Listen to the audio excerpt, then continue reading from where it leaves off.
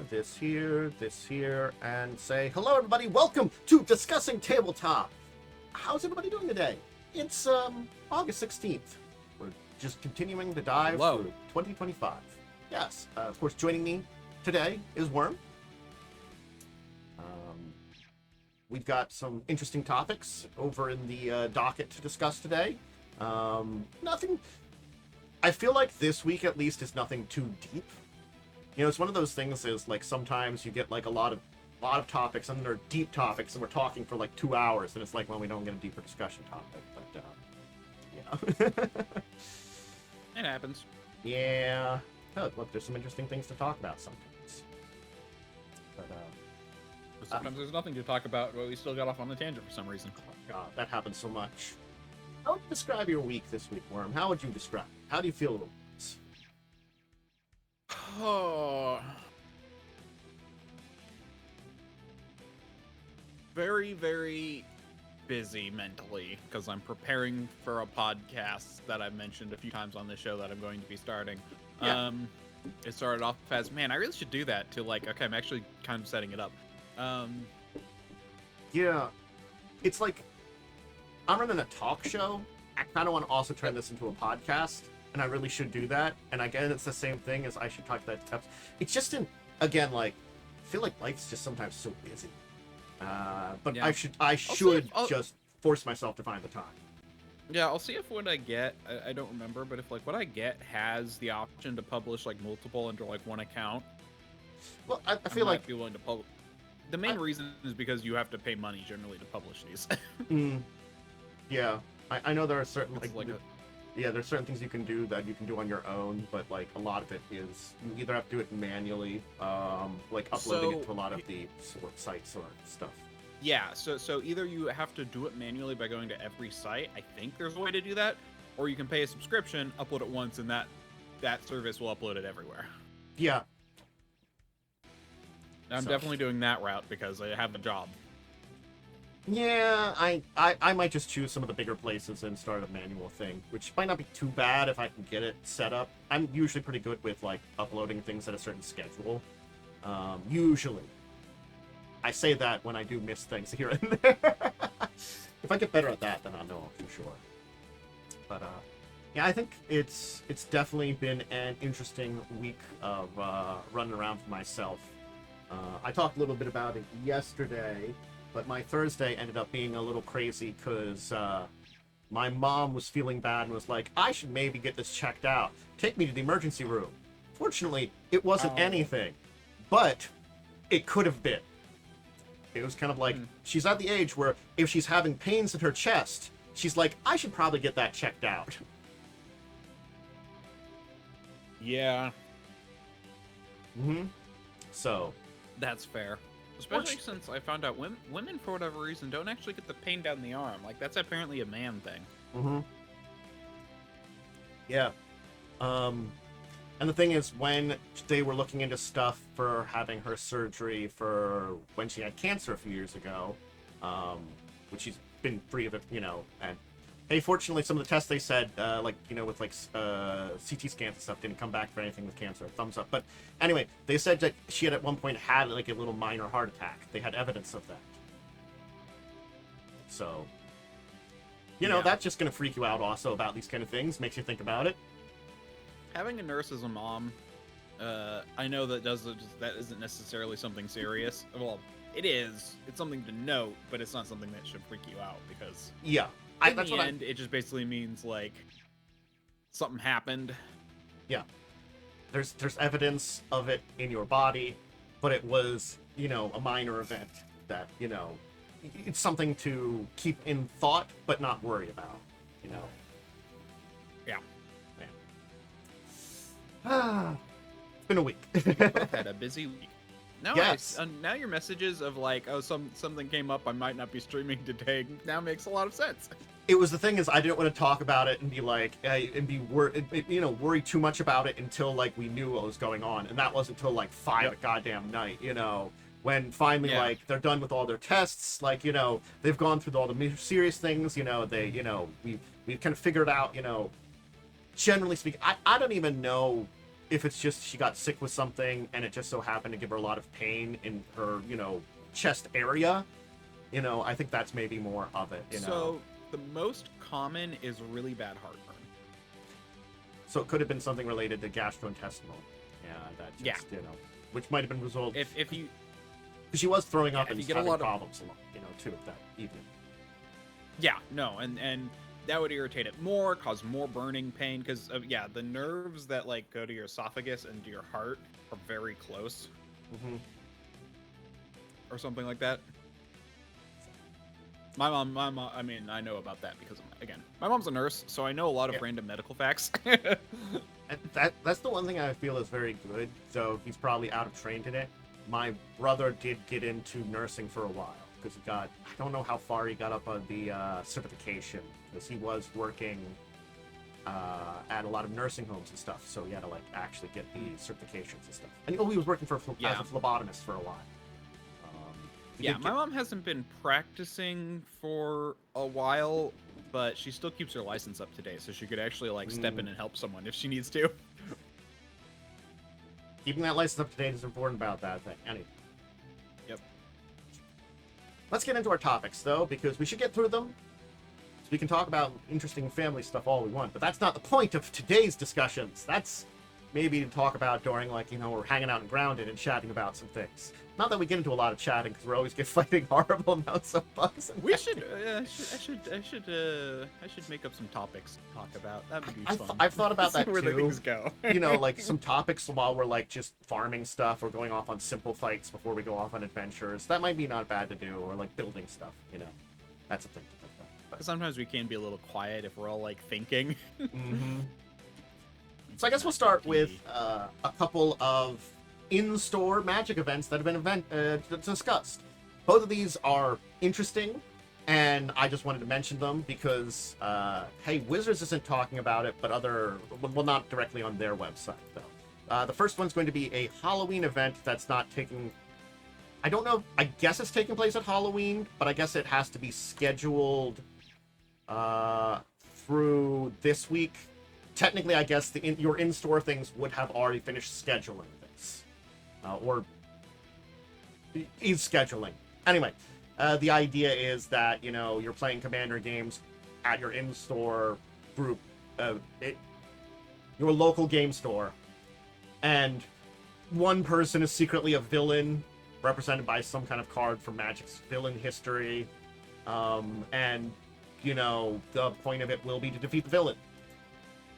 That's kind of neat for a Halloween theme. Kinda. And so it's gonna happen during Halloween? I don't know. Because I'm like, it's kind of early. That's what I But thought. it's not too... Okay, so for a corporate thing, it's not too early to be planning. I'm gonna be honest. Yes. Like, working in an office now, it's all like, I'm being the person who has to do some Christmas stuff. I have to think about it in October. I really It's do. like... But I just... Yeah. I just dislike it when the corporate pushes it onto us, the consumer. It's the thing that, like, the article here that I got that talked about it, because I wasn't able to... Again, it's the amount of things that Wizards announces in other places other than the Magic website where they have news, which is really terrible. Most of the time, they put it there, but there's a couple of these things like this that they don't put there, and I get annoyed. And they're harder to find these announcements. Anyway. Thanks, Wizards. But apparently it's in-store events that were being scheduled through yesterday, I guess, when this article came out. So they're like, it's hey... probably like the store had to sign up to get the materials required by today. That's what I yesterday. assumed. But yeah. And again, there'll be some materials to take home once the event ends, to repeat the play. I think they do that too for some of these events. Like, you can not only play at the store, you can buy like a take-home pack of like, I want to play this at home. And I guess it's the thing is like, you've got to figure out which of the players is the villain through the gameplay, through a secret objective. And I guess the villain has an objective, and then the other players has to defeat the villain. So interesting. I don't know how it'll play, or if like the villain will gain a bonus. It sounds like a take on a style of gameplay that Wizards has published a few times called Arch Enemy, which was like a by the box special one verse group Magic type of play. You need extras from Wizards to play it. It's not just you can play with any decks. So it is kind of like the plane shift stuff. Special cards needed. Yeah. But it sounds like that, but I'm curious as to how it's played, but it's an interesting idea, I think. And villains for Halloween sounds fine. Not the most interesting, but fine. And the other one will be a Spider-Man related event, which is also kind of interesting. Also, for this one's more for their WPN stores. So the other one is for any of the probably people that buy Magic cards for local game stores. This one's their like certified game stores can run this one. It's gonna be it's beginning of November. It's a standard format. And you can get a variant cover Amazing Spider-Man 1 comic as part of it. So yeah, it's just another little like event there. And I guess, you know, if you are a comic book collector that also happens to be a Magic player, this might be a thing that you want to do, because maybe you can win that comic. Mm-hmm. If it ever has a price. I don't mind exclusive stuff like this. I think it's fun. Yeah, I don't mind. You know, it gets people engaged in the hobby. Very true. Certainly speaking, you know, and it's the point in time where it's good place to be. You know, it'd be nice if they announced it on, like, you know, their website where like more people are likely to see it, but you know.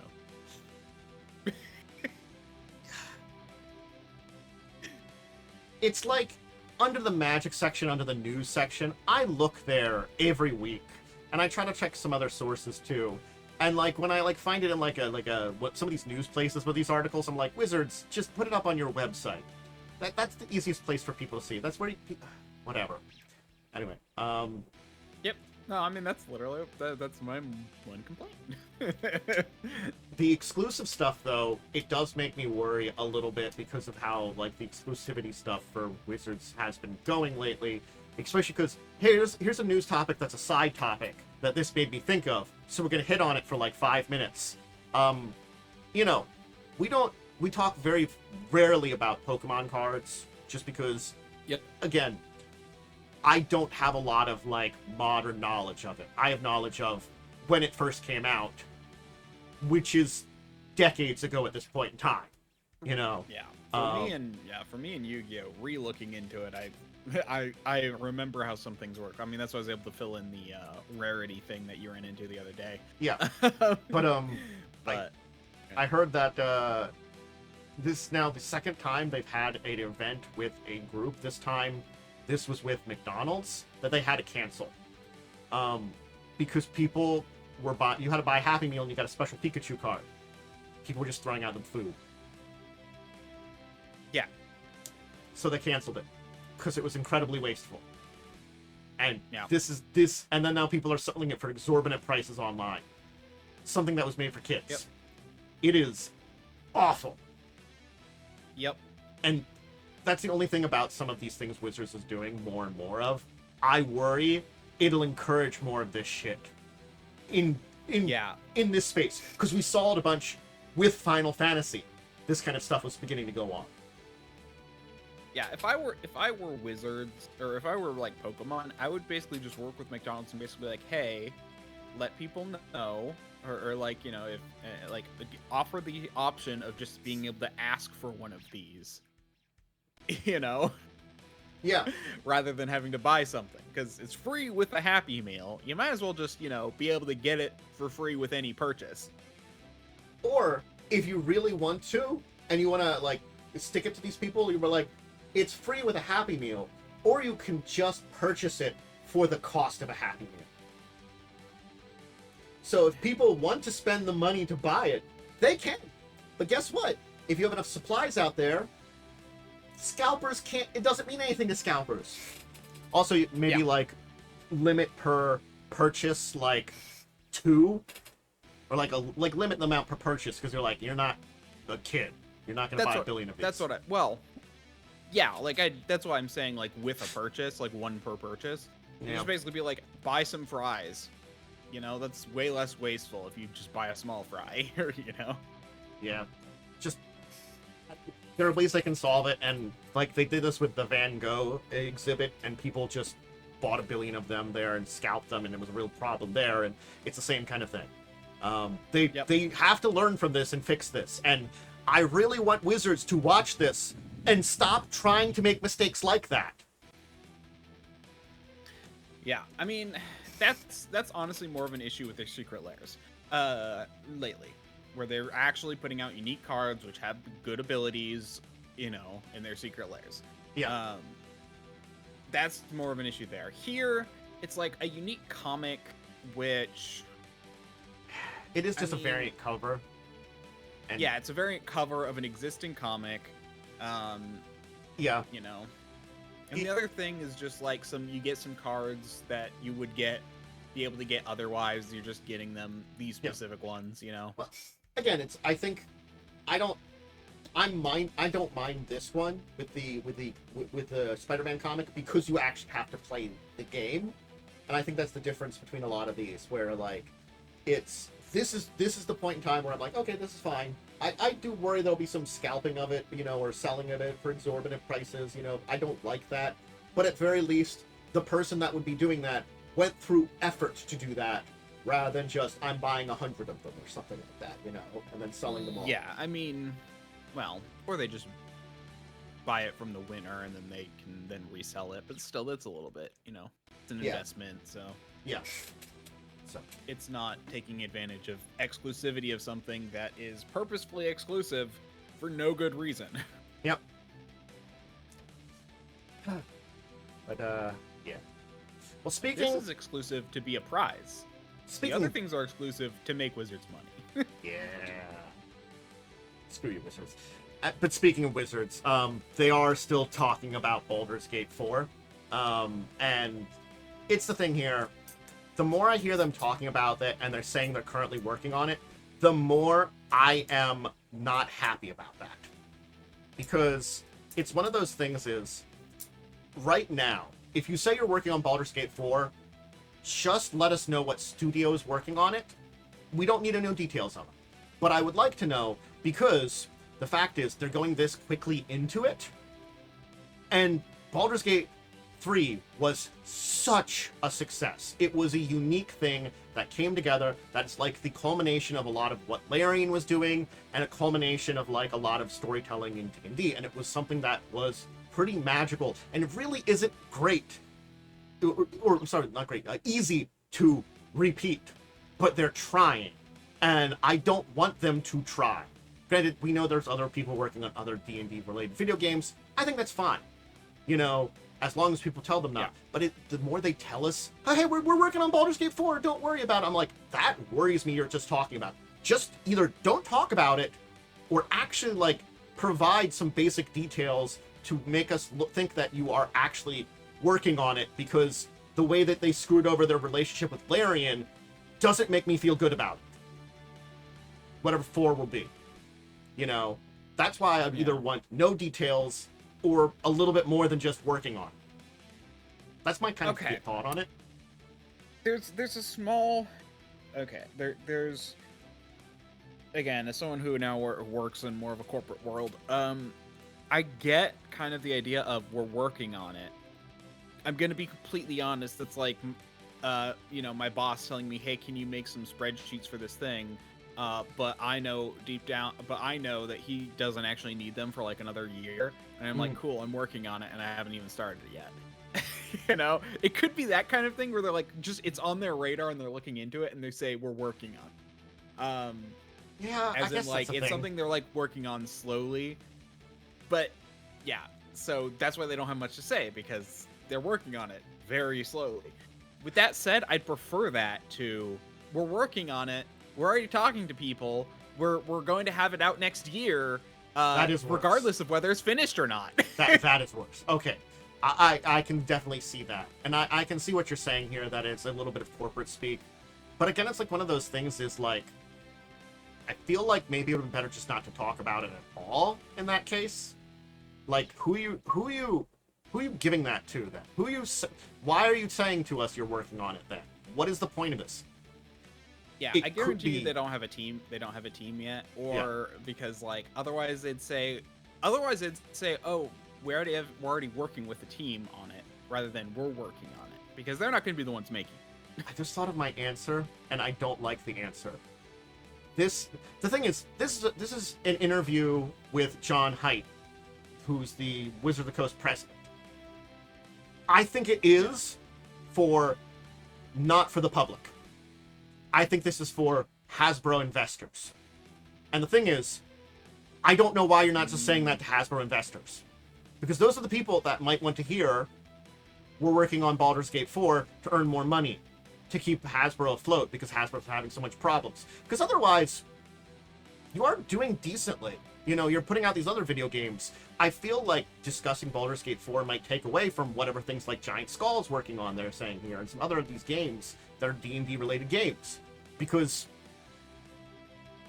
with how Baldur's Gate 3 is, when you talk about 4, people are going to expect things maybe not quite the same as 3, but people are going to expect something close, and you're comparing whatever else you're working on to that in a lot of ways. You're like, we are working on 4, keep that in mind. So sort of like, I feel like that undermines some of these other video games in a lot of ways, you know, like reminding people of like, it's like people talking about, let's grab a franchise, you know, like that I can remember off the top of my head that has some side things. Because like, didn't like Halo have Halo Reach or something, and that was like a side thing? It's like maybe whatever Halo was in between. Halo Reach was a prequel. But let's say like it was still done by Bungie. But let's say like you just put out, I don't know the order of the games. I'm not a Halo person. But let's say you put out 3 and someone's working on 4, you know, and you're like, we're working on 4 now, but here's this other game that we're putting out on the side right now. But we're working on 4 and it'll be really great and better than 3, you know, or just as good as it, you know, and something like that. I feel like that detracts from that side game. So that would probably be, if you're going to do a Halo comparison, then probably be like Halo ODST. While they were working on Reach, they put out ODST, which used the 3 engine. It was still a very good game, Halo ODST, but you played it as an ODST rather than a Spartan. Okay. And that was a fun side game. I was trying to think of a video game franchise that I knew had some side games that were like more action-y a little bit, and that's the only one I could think of off the top of my head, because like there are other games that have side games. It was an apt comparison. You just had to know what's going on there. Yeah. So again, Halo ODST was a side game they put out. It was very short as far as the plot goes. They didn't even have multiplayer. They did have multiplayer. They had wave-based multiplayer rather than like an arena shooter. And personally, I thought that wave-based was way more fun than. But that's me. I like this kind of thing. I like wave defense kind of things. Yeah.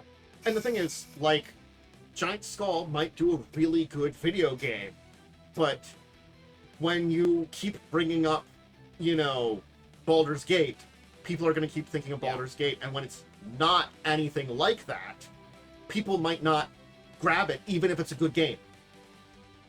Yeah, I mean, I do agree that they probably are saying it more for investors. I think that you really can't say it to just investors though, because of the way if you like basically only say it to a few people, that basically becomes insider trading. You have to actually like do official announcements and stuff, and like publicly release it, even if it's like a shadow drop where you say like on your website, yes, it's being worked on, and don't mention it to anyone. That's allowed, but you have to. But yeah, you can't tell like some people were doing this to get people to sign up to your thing, because that. But I think it's also that thing of like, it seems every time there's an interview, they say this. Like, they can say it and forget it. Yeah. You know, they've said it, it's out there, it's in the zeitgeist. But if they don't bring it up, it's not like continually being refreshed, you know, which I think would be, you know, that's what I'm trying to think of. Because I think they've already announced that they were planning on working on it. So, like, I mean, that makes us think that, you know, you know, they can just reassure people that hey, we've already talked about this. We're planning on working on it. We're, you know, putting some people behind it. You know, it's in there. You know, because we've already talked about this. I guess that's the point where it goes beyond insider trading. They don't need to keep repeating it. I think. To be fair, I also think they're under a lot of pressure from fans being like, "Oh, we love this game. Do another one." And people don't. There are a lot of people who don't know what's been going on in the background of Hasbro. You know. Probably or what happened with them and Larian. You know. Yeah. You know. Again, well, it wasn't. Honestly, nothing bad happened. It wasn't. Them and It wasn't bad, but I feel like they, rather than being bad, they got rid of the bridge between the two of them. And so that's just they're not working together. Yeah. It wasn't a bad relationship. It's just that it's that thing of like you say you burned the bridge. That does happen and doesn't necessarily have to be a bad breakup between the two for a burn the bridge. It's just like, you know, Hasbro / Wizards for whatever reason. It's like, we don't need the bridge anymore. We're getting rid of it. Thank you for everything. You know, we just don't need to be connected anymore. Bye guys. You know. It was kind of more like, I guess it was kind of more like, you know, we don't need this bridge right now. We'll rebuild it if we need to. Bye. And it's all like, well, we don't want to put in that work to help you rebuild the bridge. You know? Yeah. So Larian's like, totally what the heck? Rebuilding it, but we were fine with the bridge. We don't want to rebuild it. We had a nice bridge. Yeah. Why are we taking it down? Yeah. To be fair, they also said they weren't planning on making a 4, even if they were asked to. Yeah. That's the other thing. It was a lot of work, probably. I assume. I mean, how many years? Oh, it was a lot of work. How many years was it early access? Oh gosh. How long was it for the early access? 6 years to do full development. Okay, 6 years for full development. Early access was from October 6, 2020 to August, and it was released then officially into 1.0 in August 3rd, 2023. It was a 3-year early access. Yeah. So 6 years in development and 3 years in early access. Yeah. So that was a long development time, and that's the thing. You're gonna need just as much if you want to make a 4 just as good. Yeah. Granted, I think there's a way to do a 4 that's going to be okay. You have to hire the right team. You know, you have to. It's the thing that, like, I think they can do a decent follow-up to this, but I do not think they will ever be able to recapture the same magic as 3. So I think it was just a combination of circumstances that brought that together.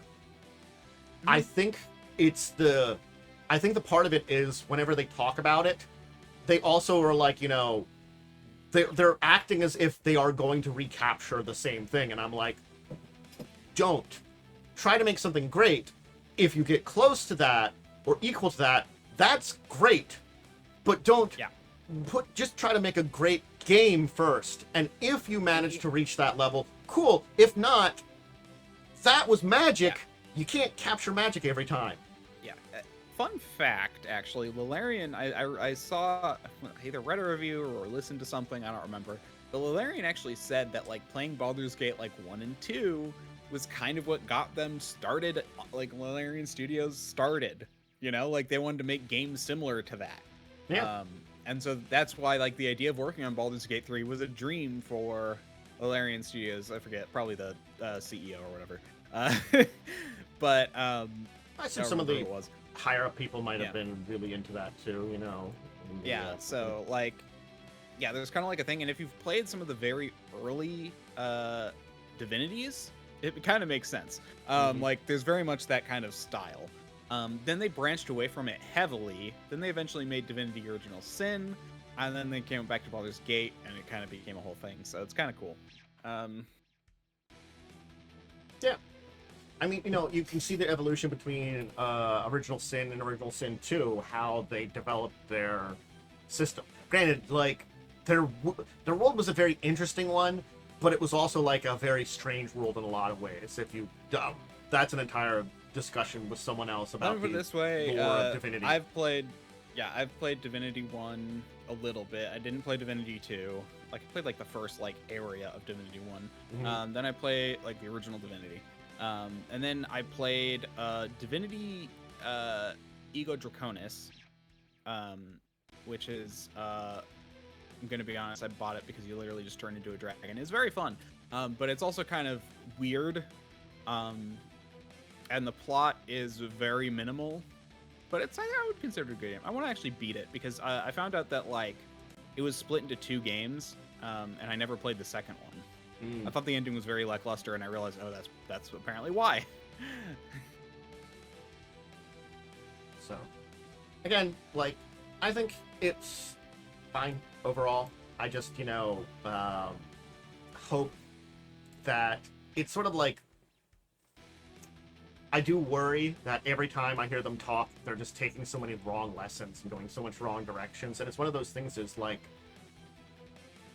I'm going to tell you right now, like, for as much as I've been defending them, I do not think this is going to end well. That's the thing is I so much worry about that. And I as much as, like, I complain a lot about Wizards, I would rather them not have problems. D&D is a great franchise. Magic the Gathering is a great franchise. I would rather them succeed, but not burn themselves down. That's about it, Just don't screw yourself over, please. But I mean, at this point, I'm going to be honest, at this point where I'm sitting, I'm like, you know what? I'm very happy. I think D&D is going to be great when Hasbro goes under and sells it to someone, and then it will be good again. Might not be wrong there, might not be wrong. That's kind of where I'm at right now. I'm like, they've been going more and more. Like, despite all of the backlash from all of their fans, they've continued down that track. And I'm just like, yes. It's like so many people are like, don't do this. And they're like, we're going to do that. Don't worry about it. It's kind of just, it's like, you just, right now, everyone's just watching them going like, please stop. And they're like, why? This rip is holding me up. I should cut it, right?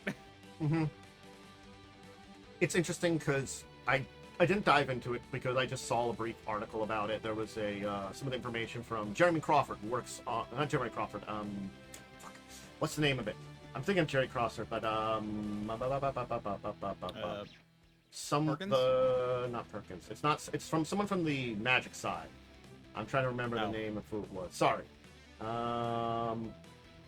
Here it is. I found the article that I saw. Mark Rosewater, who's a big head of design, who is talking about there is complaints about the universes beyond that need to be addressed and stuff like that people have. I know there's like a lot of things that are going on with that. It's one of those things. It's like I keep saying with that one, I am fine with necessarily the concept of universes beyond as long as the IPs you choose feel like they could fit as like an alternate reality, alternate universe to what's going on in the Magic kind of style of stuff. I also preferred it not in standard, just because, keeping it to things like Commander or more casual formats, I thought was better too. Yeah. Feels like a more casual thing. I'm someone who personally does not mind if they want to include really weird stuff and like have IPs that are completely out there and not related, as long as they're only reskins, meaning this could be a reprint of something that hasn't been printed in a long time, but it still exists. Like you don't have to have it that way, Yeah, but we've seen the wrong idea coming out of Final Fantasy, because it's a standard legal set, and there were some cards which maybe aren't like the best cards ever, but are pretty decent when combined in standard for deck building, meaning they're very important, meaning that these more expensive cards that people are scalping and selling because collectors want on them, and a lot of collectors want them, meaning that they are going for much more prices than you would want, meaning standard is becoming kind of more it's just a mess. It's a mess, and they are learning the wrong lessons from that mess, and I'm sure of it. Yep. All right, we should move on. Yeah, we should move on. Let's talk about dinosaurs. So Raptor Ruckus. Now I'm going to put out here 2 links here. I've got the article that's a little bit about it, and I've got the Kickstarter landing page, because they're not up yet. But it's a basically it's if you want to do a TTRPG of Jurassic Park based on the Mork-Borg system, that's kind of what it is. It's kind of Jurassic Park. Modern day, dealing with dinosaurs, that kind of thing. So the crowdfunding is supposed to be going live sometime this month. I do think the article that I found here about it has the exact one about it. The landing page does give some basic like early bird promos, some inspirations on it, and of course Jurassic Parks and some other dinosaur-based things there. Some just few like the big image of the pack of things that you can get if you do it, like including like tokens and stuff like that. I do like the dinosaur tokens, even though I know that would be very expensive to get the dinosaur token. Yeah. It's a big old tokens. Are you sure this is the people who did Morkborg? It's compatible with Morkborg. So it's using the Morkborg system. Oh, okay. Yeah.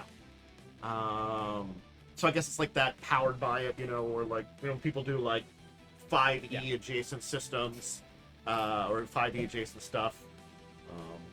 So yeah. It's a dinosaur project. Very, very neat. And I guess they want to go like a little bit like combat-y, survival horror-y. Probably survival horror more on like, I would say like Resident Evil ends up being, because that's combat survival horror. You're definitely doing a lot more shooting, kind of fighting and that thing, and dealing with problems that way. Which isn't necessarily bad to add to a TTRPG, but we don't see a lot of that kind of stuff very often. Like more exact resource management, survival, escaping a dangerous situation kind of games. So I'm curious how it'll play. I know the Morkborg system is a relatively simple system, which might help in this case. But again, it does make me think of how well they do it. How well they pull it off in the mechanics they built for it. I am going to say also, this isn't their first dinosaur product. I, for whatever reason, decided to look at their old products. Ooh. They actually have a whole dinosaur setting guide for 5e. With like a bunch of races and like 200 dinosaur monsters.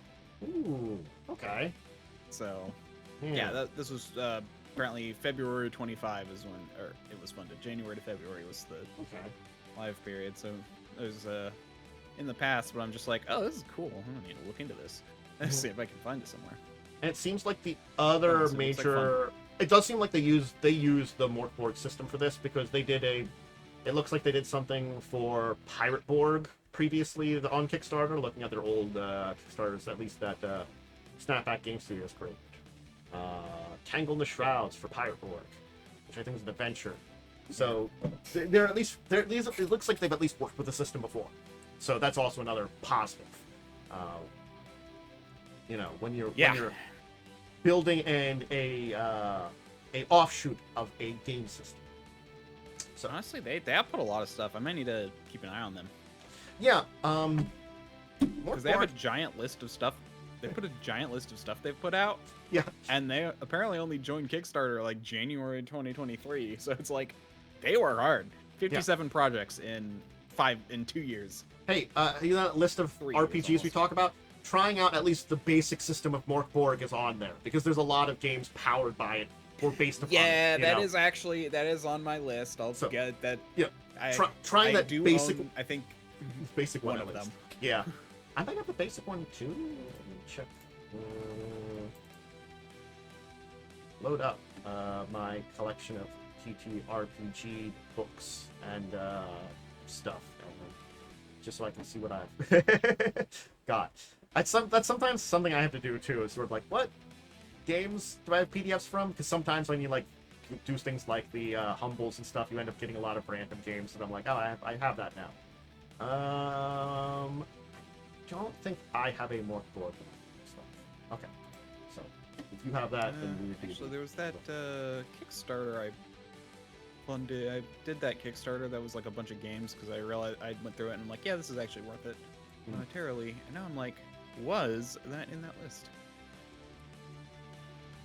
So, yeah.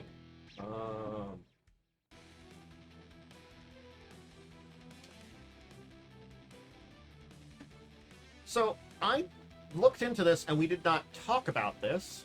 So I wanted to talk about this because it is something, and I've got the link to the article about this that brought it to attention, and I've got the link to the two products that's talked about here.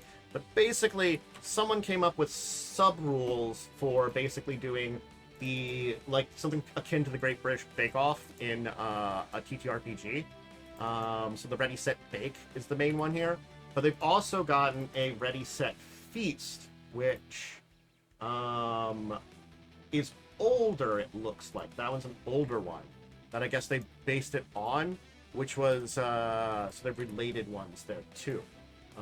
It's a follow-up to something about the upcoming. Oh, that's just community comments. Okay, sorry. Anyway, so yeah. I mean, a baking competition thing in a TTRPG is kind of weird, but I can see it happening for reasons. Why would your group have a baking competition? Reasons. But maybe in order to win over maybe there's a festival in a town and you want to win over the town and you go to a baking competition as part of it, or maybe some kind of thing that would have gone into violence. You decide to settle it on a number of events, and baking competition parts was part of that one. Other than just physical activities. I don't know. Yeah. But yes. This is a beta version. I don't know if this Ready Set Feast is the same one. Okay, it's called. Okay, so a follow-up to the GBF thing to the Ready Set Bake. Ready Set Feast is so yeah, it's not the same thing. Ready Set Bake is different than Ready Set Feast. Yeah. Yeah, so this is kind of so it's a GM-less thing. It's kind of like quiet. It's more along the lines of a Quiet Year in terms. That's kind of more of a collaborative world-building kind of thing. But I assume, honestly speaking, the concepts behind it could be brought into another game or something like that, or something like this, if you really needed to, or you could just play something fun with family with this kind of thing. It's it in and of itself is a fun kind of little family thing, and then there is options that you can learn from it for doing other stuff. I usually with these kind of little systems and little games like this, I kind of think it's an interesting one. So I thought it was interesting to chat about for a minute. Mm-hmm. Yeah, Ready Set Bake is a different one. Oh, sorry, I can switch over here. All right. Yeah, it's same people. Yes. Okay. So, a comic that was about TTRPGs is getting a sequel comic about TTRPGs, but it's also including a quick start guide to playing the TTRPG in the comic, which tells me, are they working on a TTRPG that's based on a TTRPG in the comic that's based on a TTRPG? Yes. What? And if that... Okay. So, Die, a comic about TTRPGs. Die is the name of the comic. Okay. They're coming out with a sequel called Die Loaded. In Die, the comic is about a group of TTRPG players that get sucked into their own world that they were playing. Okay, interesting idea. Anyway, Die, the TTRPG, is getting a quick start, which I don't know if Die, the TTRPG, is out or going to come out, but they're coming out with the quick start that's going to be included in Die Loaded, the sequel comic. Okay. Let me look up Die TTRPG. Let me see if yeah, here it is. Die, the role-playing game, based on the comic. Yeah, that should be the same one. Is this out now? I can get a link to that I found for this one. I think this is... Yeah, it seems to already be out because you can purchase the PDF right now. Yeah. You're not loading very well.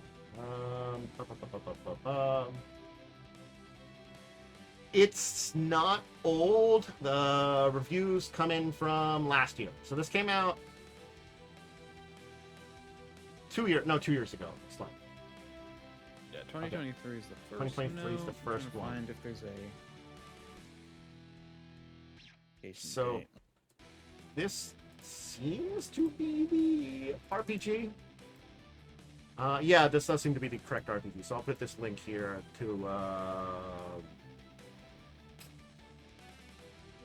Rowan, I cannot. Look, I would try to like present. Rowan, Rook, and Descartes. Yes.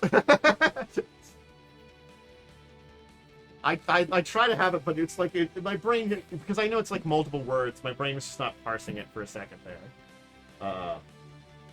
Okay, it came out 11/23/22. So November 2022 is when the Die RPG. So it has been out a while. I didn't think we talked about this one.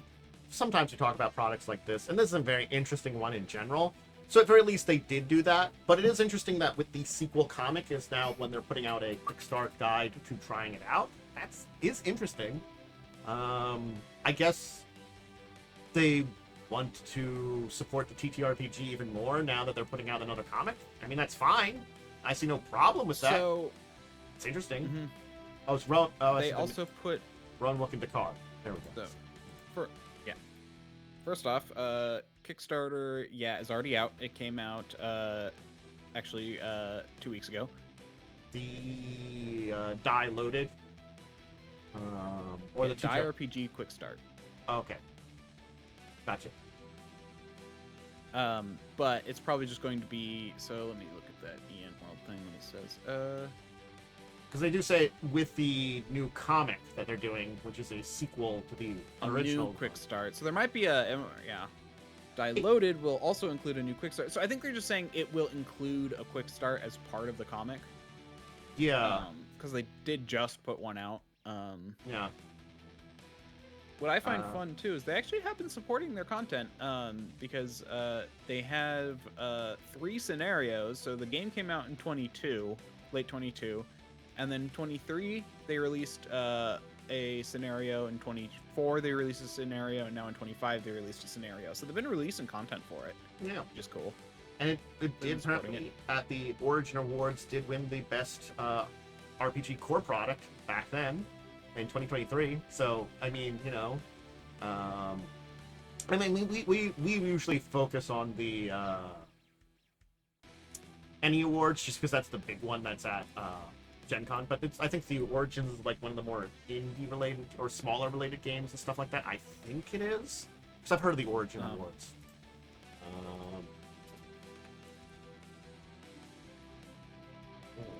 What was the Origin ones. It looks like we may have already had the 2025 ones also. Promoting innovation and excellence in games from the Academy of Adventure Gaming, Arts, and Design. Oh god, they've had 48 of those too. Maybe I should also keep track of this one.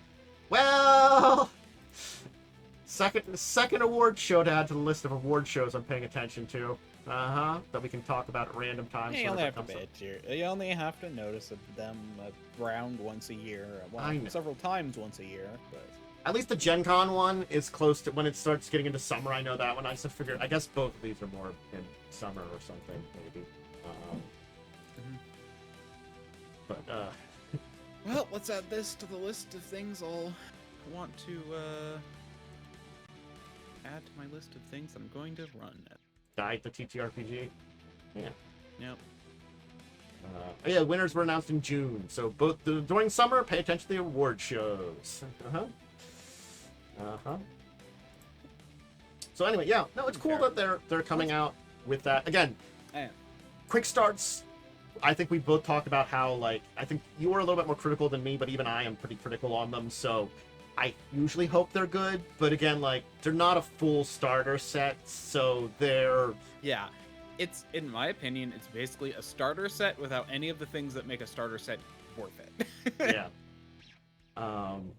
So, again, I guess if you're just getting that with the comic, that's not terrible, because you're also getting in it, and, you know...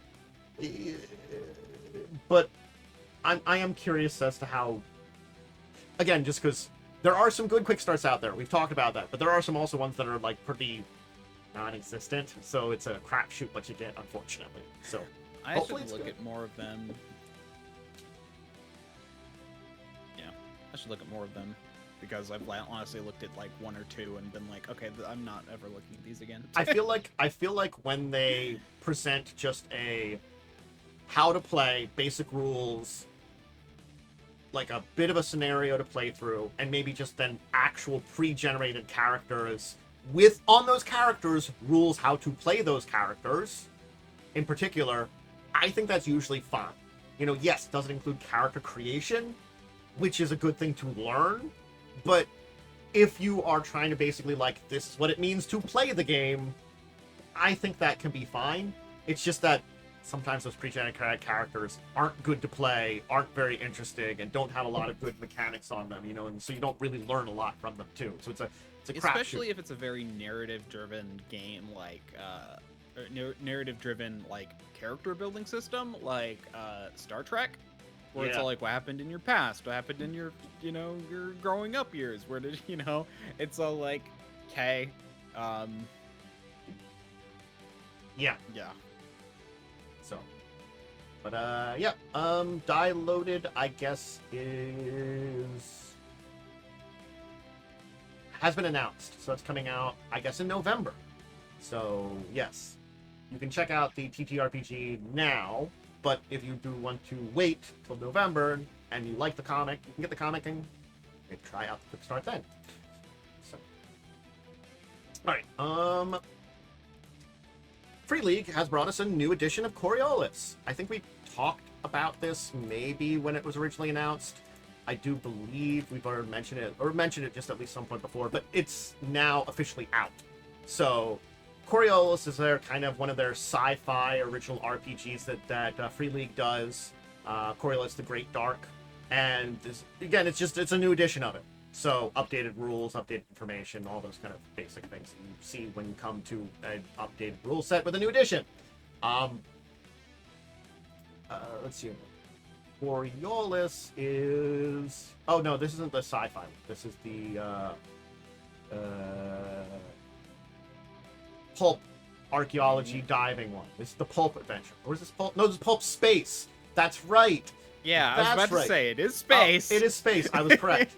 It's just when they describe it like with some information when I'm trying to like look at the thing. So this is like the taking sci-fi space and combining it with like the style of like old pulp comics for exploration and archaeology. So I always thought this was an interesting concept for a game system. That actually is. Yeah. Kind of taking some of those old styles and just making it more sci-fi instead. It's kind of neat. So again, new edition out now. I'm not 100% sure, but I do think I've kind of mentioned it before. All right. Let's see. Coriolis. And Coriolis original is very old. 2017. Ooh. Like I always called that very old. I mean, it's old enough technically. Not like super old, but It's true. It's actually not terrible. There are older systems, but yeah, it's old enough. Yeah. So that's available now if you're interested in it. I'm just trying to see if I can find a link to the actual product here outside the article. hold on. No, They it's linked on it in the Coriolis. article. No, in the I'm not for article they Coriolis. linked. Not for Coriolis. I'm for the next thing. I mean, sorry. Oh, Yeah. That's linked. I to literally article followed for the link, and product. I was Yeah. I was like, are you... Well, the next That's the link thing to the- is Dungeons and Kittens, a starter set. It's done by Asmodee. So here's the link to the article that's about. I was trying to look up if they had they've got pre-orders online. Like Game Nerds has a pre-order for the product. Edge Studios. Are Edge Studios the people that worked on it under them, or are you just selling it?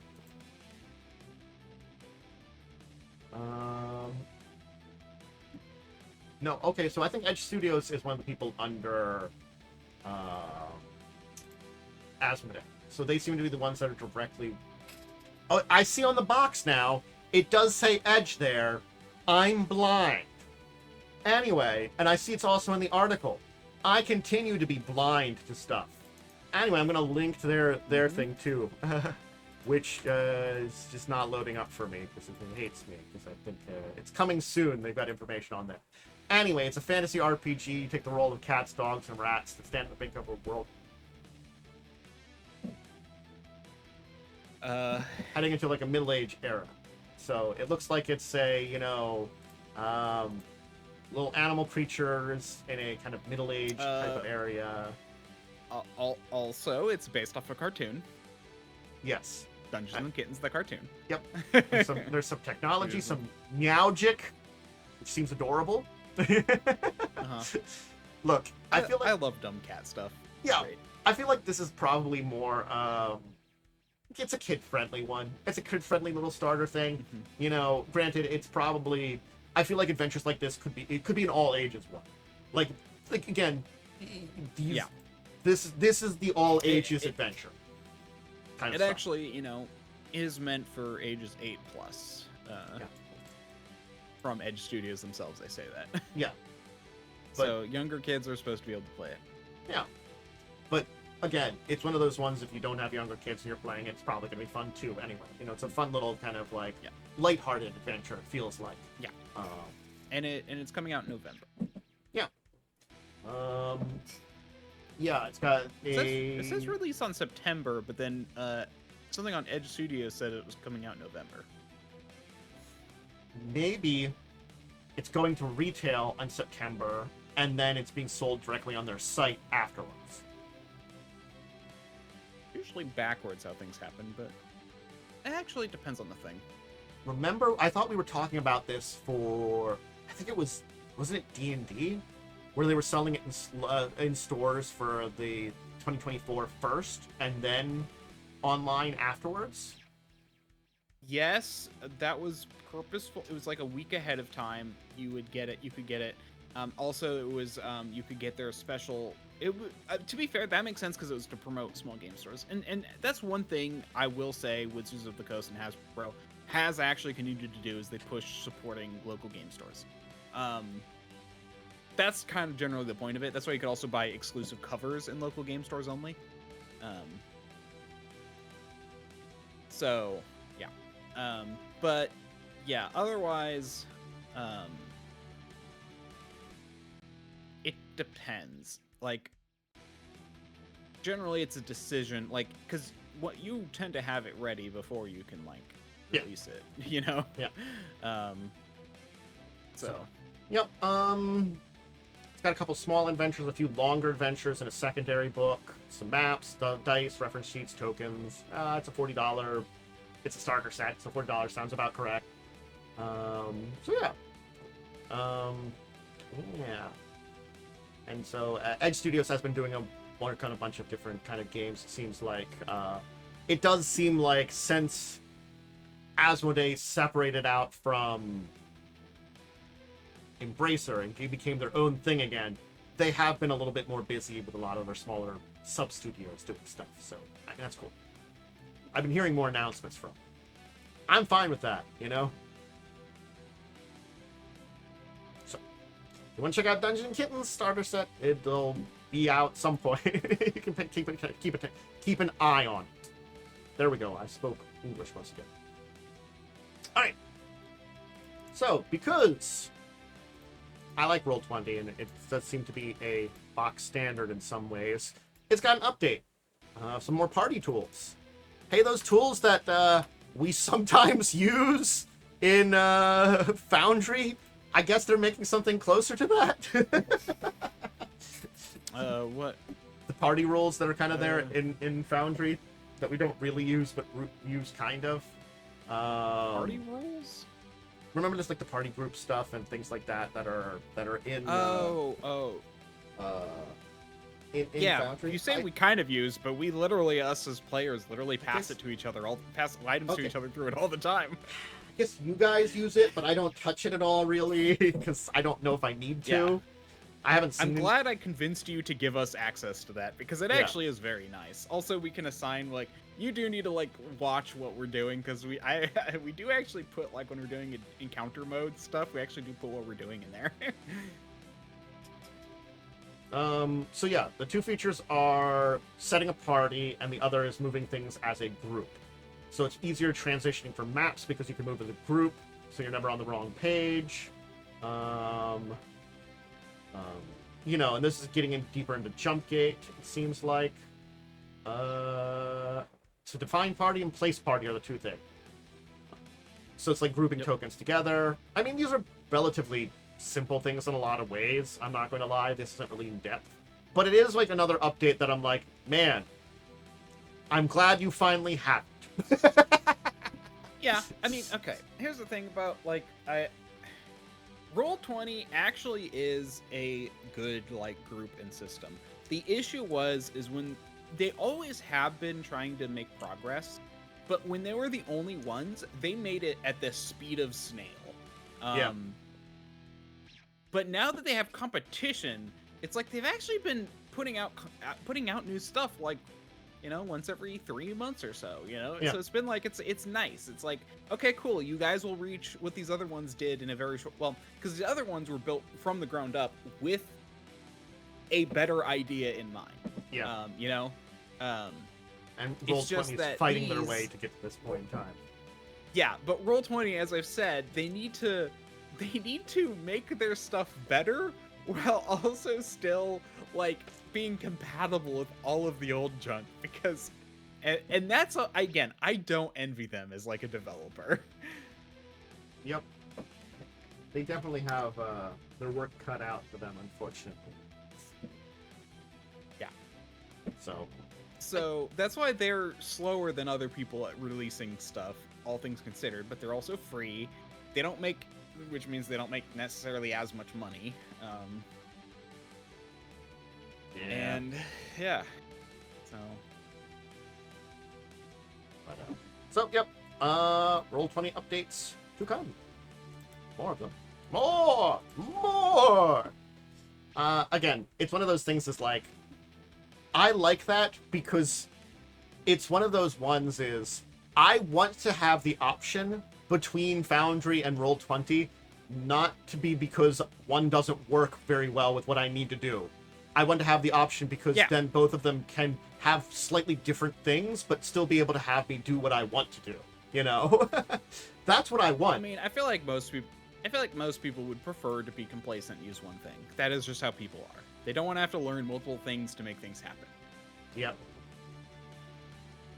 All right. So it is nice if the one that's easier, that you've been using for a longer period of time, is updated.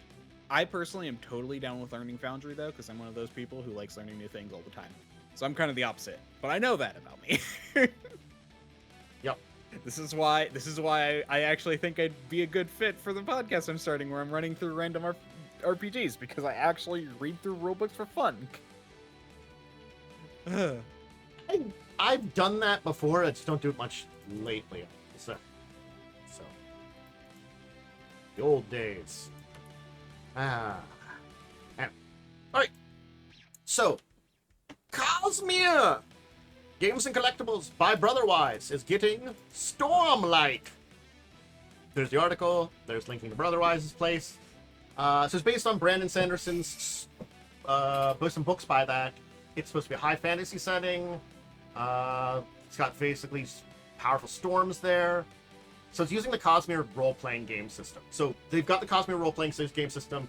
Stormlight, I guess, is supposed to be like a specific subsetting of that that they're going to be releasing in October. I linked to the Cosmere just in general channel there. They're going to be doing a starter box and some game rules between a full handbook and a world guide, it looks like. Each for $60. And then also a Stonewalker's Adventure for a campaign for $50.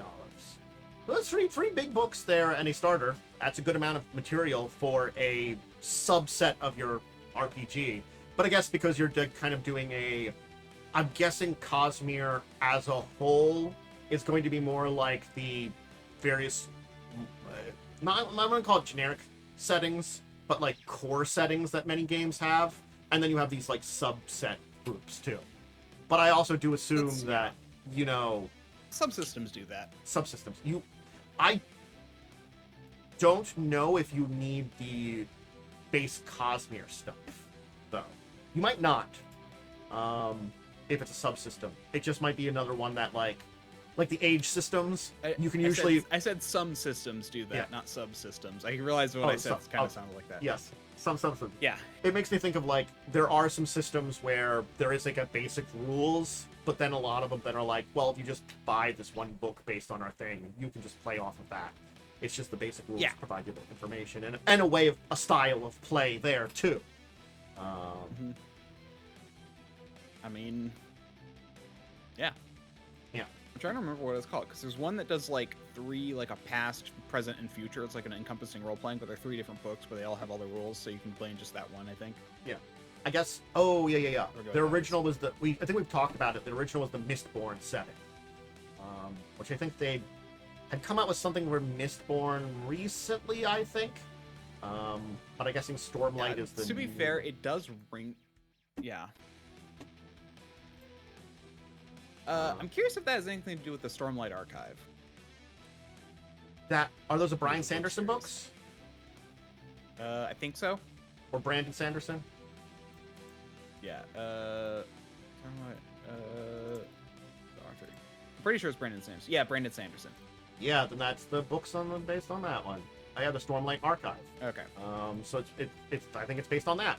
So I mean that's a good place to go to from it if you're building off. Because I think we were talking about this Mistborn is supposed to be like a dimensional or world kind of traveling game. So it makes sense then they kind of come up with these like more core worlds they're visiting. That makes sense. Mistborn is also a book series by Brandon Sanderson. All right. Yep. Okay. We understand this now. Yeah. I think this is like we're repeating stuff we've talked about, but just because they're doing stuff that's related to each other. This makes so much sense. Yep. My God, I did not realize that they set the record for the highest funded Kickstarter with $15 million for the original Cosmere for Mistborn. Damn. We might have talked about that, but I'm just like looking at that and I'm like, well, shit. we talk about a lot of things. I remember about 60% of them. Yeah, which I think is more than you. I try to actually put names of things in places because I've been doing that better lately rather than just like terms. It just to help me search for things better. If it's not like with that said, if it's just something based on magic, I'm okay with just putting magic in store events. But if it's something like Cosmere, I try to put Cosmere in my like topic title because then I can search my document. Yeah. With that said, though, Brotherwise Games, from personal experience, I don't recommend backing them on Kickstarter. I've literally backed them twice and have gotten neither of the products. Ooh. Huh. I need to, like, I actually just emailed them, like, a month ago about it, and they're like, oh, yeah, email them, and then we'll get you in contact with our, to get in contact with support, and we'll see it. So maybe, it's just going to be a lot of work for me to get it. I haven't heard a lot about that, so it could be something that's a problem, or it could unfortunately, and I hate to say this, it could be something with you specifically, which unfortunately happens with individuals. Unfortunately. That can happen, yeah. So, I guess keep us updated if they fix that, then. To be fair, I did not pursue it at the time. It's just, so, yeah, because you remember the release of Super Boss Monster? Yeah. It was when that came out, I'm like, oh, I'll back this one, and then I like after like I didn't get that one, I'm like, huh, and then I remembered, wait, I backed the original Boss Monster and didn't get that one either. And that's when I emailed them. So I need to get those. So. But yeah, so. Okay. Hopefully that'll be resolved soon for you. But yeah. Hopefully it's more just when will I have the time to make sure it's resolved is the other question. I think they'll be nice though. They seem to be receptive, but we'll see. Rapscallion is going to be coming out relatively soon. Now, what you may say is Rapscallion. It's a piratey, swashbuckling adventure, and it is done by the same people that did the Avatar RPG.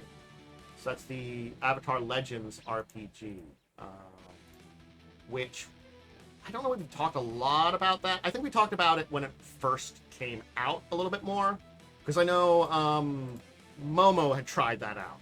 So I don't know if it'll be the same system or a different system, like a same basic RPG type, like mechanical system or something else. But the idea of this is your pirates traveling a magic body of water called the Great Sea, with a bit of weirdness. So, fantasy pirate kind of adventure. We see that in a lot of places nowadays.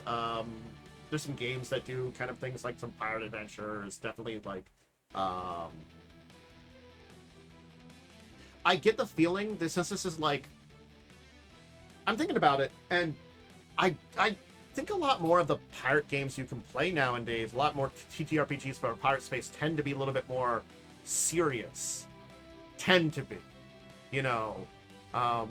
So I guess one that's a little bit more lighthearted might not be bad. Because I get the feeling when you're doing a magic pirate game with a little weirdness, it tends to be a little bit more lighthearted pirate game. You're saying the ones that are currently out are serious. I thought you were saying when you play them, they're normally serious. No. The ones that are out tend to be built around a much more serious, a little bit more serious tone. That makes more sense. Okay, because I was about to say, I'm like, I could completely. I thought you were saying that the ones that like playing one makes you serious. I'm like, that doesn't sound right. I mean, like, you can play it as unserious as you want to. I mean, honestly, but like, I think mechanically and style-wise, they tend to be more like like serious. Because again, pirates were sea criminals in reality. They're very romanticized. I guess that's why it's more swashbuckling RPG rather than a pirate RPG, because the swashbuckling is the yes, you deal with pirates and stuff like that, and can have pirates and things like that as the swashbucklers, but it's a lot more that, old swashbuckling movies, kind of stuff like that. I cannot remember the name of the actor that did a lot of swashbuckling movies from, like, black and white era. This is something that, like, I've only seen maybe a few of those, and that's, like, randomly someone shows them on a classic movie TV, and you, like, see part of it or something. It's not something I ever went out of my way to watch. Honestly, I feel like pirate RPGs are kind of... I haven't seen a ton of them now that I think about it. There are a few, but it's one of those ones that I think, generally speaking, you usually can make a pirate game out of something else. Kind of like with Pathfinder. Yeah. You can do a pirate game in Pathfinder. You can do a pirate game in D&D. Heck, so... Yeah, because there's 50 Fathoms, Pirates of the Spanish Main. Both of those are based on Savage World. Honor and Intrigue, which actually might have a little bit more lighthearted one. Scum and Villainy, which runs off Blade in the Dark system. Haha! You look it up. It was Errol Flynn. Yeah, so he was big on the swashbuckling movies. I don't know anything else other than he was in swashbuckling movies. Haha! I did look it up, though. Sea of Dead Men, 7th Sea, and Rapscallion are on. Like, that's the funny thing is, when I looked up a list, Rapscallion was on there. Which means that there can't be that many when a game that isn't released yet and is like just being announced is on a list of pirate RPGs. Well, it's going to retail next month, so I'm assuming, like, they might have talked about it before, but, like, as they were working on it. But now we have, like, a full release date as September 1st, so probably it's at least in the article that lists existing pirate RPGs was released 4 months ago. Again, it's, we don't always talk about all the announcements of stuff, too. So I assume, Magpie announced it at some point in time, and now we're talking about it. That's coming. Oh, well, to be fair, its Kickstarter was funded a while ago. Oh, okay. Rapscallion was Kickstarter. But no, I mean, honestly speaking... my point is that, like, when it's, like, a list of the best RPGs... and one that isn't released is on there, I'm very skeptical that there are many more than that. Yeah, like, I can announce, it comes to mind 3 things when I hear reading about this that I feel like would be good inspirations for adventures in here. Of course, I'm not going to get around, hey, One Piece, it's the big elephant over in the room there. We're not going to get beyond that. That's pirate swashbuckling adventures. But I was also thinking about, Yep. you know, things like, honestly speaking, though it took years to get to this point in time, something like Sea of Thieves is a little bit more comical and stuff like that. I've never played it, but I've seen people play it enough nowadays to know that it got a lot of, like, supernatural stuff. And I was also thinking about, like, a little bit of, like, the old 90s, early 2000s cartoon Pirates of Darkwater.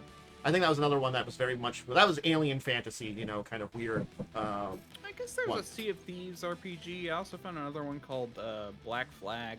So there are more. It's just kind of funny to me when it's all like, oh, here are some of the best ones, and it's all like one that's not out yet. Yeah. I mean, they probably backed it or something, and got like a exclusive or something. Yeah, got the backer copy of it already and have had a chance to try it out. While, again, this is the retail copy. It's coming out 1st of September. So, yeah, the official release. Yeah. So I'm sure all the people that backed it have already had their chance to test it out and see it.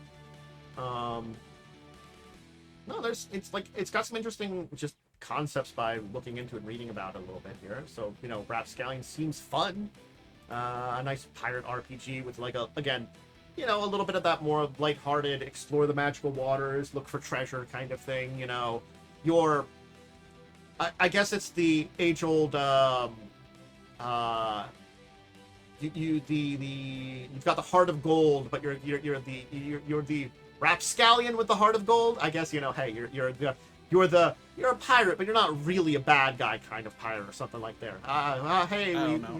My faith that there are a lot of pirate RPGs sinks even further when Pathfinder is on the list of good pirate RPGs.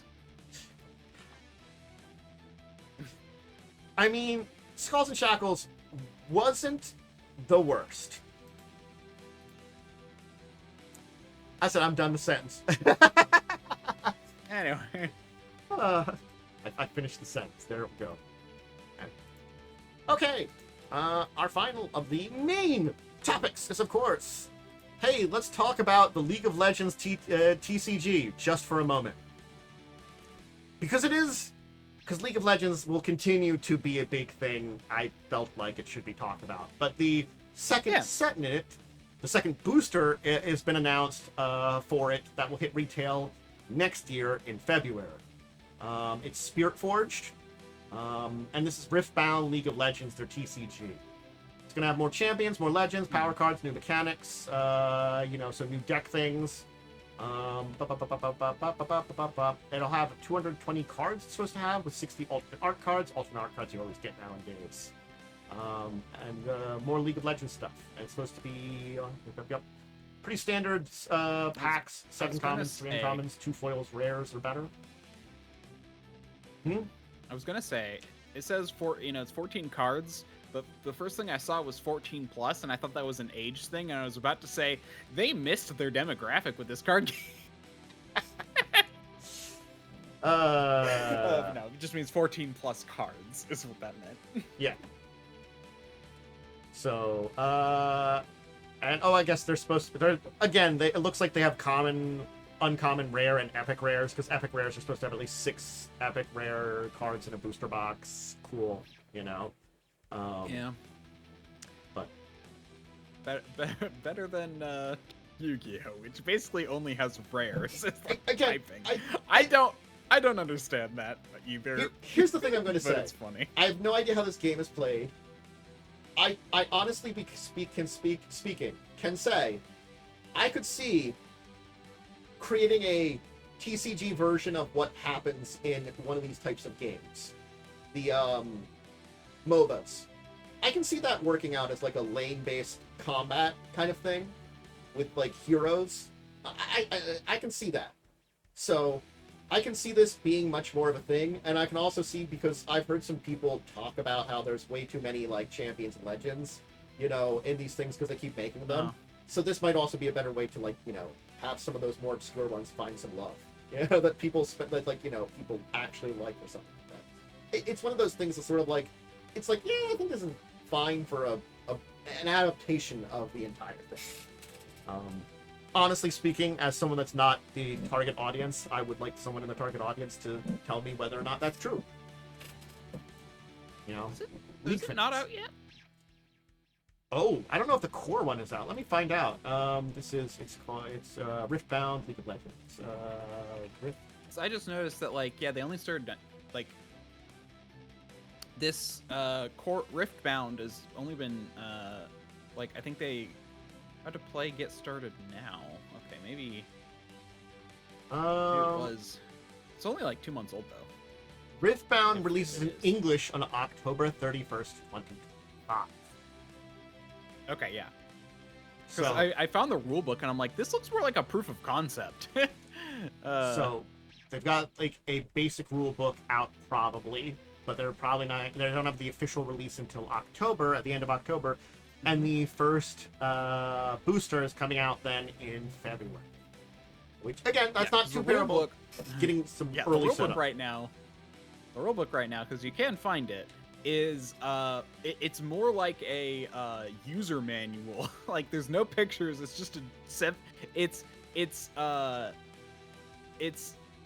65 pages of text. I'm just like, what? That's not the worst TCG/CCG rulebook thing. It's real rulebook. So well, I think this is but I think this is why like this is just like a how to play right now. And like it's probably not. This is like the full rules. It self-references itself a lot, just from what I'm already reading.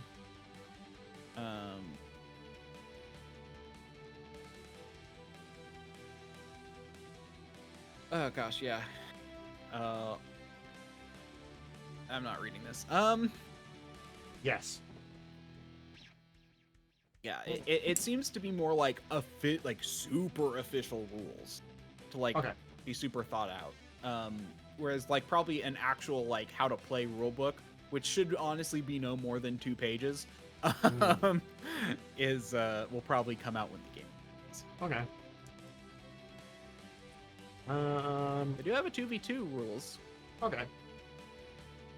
I'd be curious if they do have multiplayer rules beyond 2, but again, that's one of those things of exploring games like this. It's sort of like, again, there are games that are just better built for 2 players, and, you know, sometimes can work in more. Hey, you know, I'm looking at you, Pokemon and Yu-Gi-Oh! Both of you, which are like, they're just really made more for 2 players. Not you one of the ability keywords. Mm-hmm. One of the ability keywords I just stumbled upon is ganking.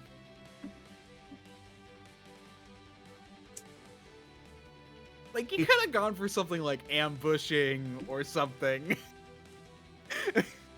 You know, I swear, as someone that, like, doesn't really engage in this, having very little view on MOBAs and seeing people play MOBAs, I'm 99% sure I've heard someone who is playing one at a time use that terminology. Because sort of it's a total term. It's a term. Ganking is basically coming up from behind and like, basically when 2 people are fighting and then a third person comes in to sweep, that's ganking. So it's basically like someone else comes in to turn the tide. Yeah, but I know it's sort of like it's outside of the situation of the MOBA, it is not the same thing, you know? I understand where you're coming from with that, with what you're thinking of. Yeah. It is funny though. But anyway. I mean the term is more of like it's like a term that kind of derives from like to take or steal. So it's like kind of like kill stealing basically. And that's why, because like generally it's considered like, especially if like someone's in the lane and they need the kills to progress their build, so that way you can win. Ganking can sometimes be problematic. All right. Yeah. Shall we get into our deeper discussion topic, which is an interesting one that I've had on the list for a while, but I think because you've been playing it more, it's a good time to talk about it. I wanted to talk about AD&D in earlier editions. Now, what did I want to talk about them? I wanted to talk about them because of what we can learn from them, if we want to still play them, and basically talking about some successors to playing them at this point now. I wanted to talk about this because this is like a thing that is pretty good to talk about because, you know, people out there can be scared of AD&D and stuff like that. I mean, you know, as much as I feel like some of that terror of THAC0 has disappeared, it still, like, has a stigma, I feel like, that may never go away. THAC0! Woo! It's again, like, so THAC0 was always like, oh, everyone always complained about THAC0, but then when I learned about it, I'm like, it's just subtraction instead of addition. What the hell is wrong with people? It's one of those things as having been there, like, again, my first experience on actual gameplay, more or less, was with AD&D. Now, I did not get into, like, seriously running games or a lot of gameplay until 3rd edition. It was like little bits and pieces on and off of 2nd edition AD&D that I was kind of dealing with. So this, you know, the stuff that was out in like late 90s. It might have been I think looking at the, I brought up the edition history because that's a mess. It might have been the technically revised edition I was looking at for rules too, of 2nd edition, which is a thing.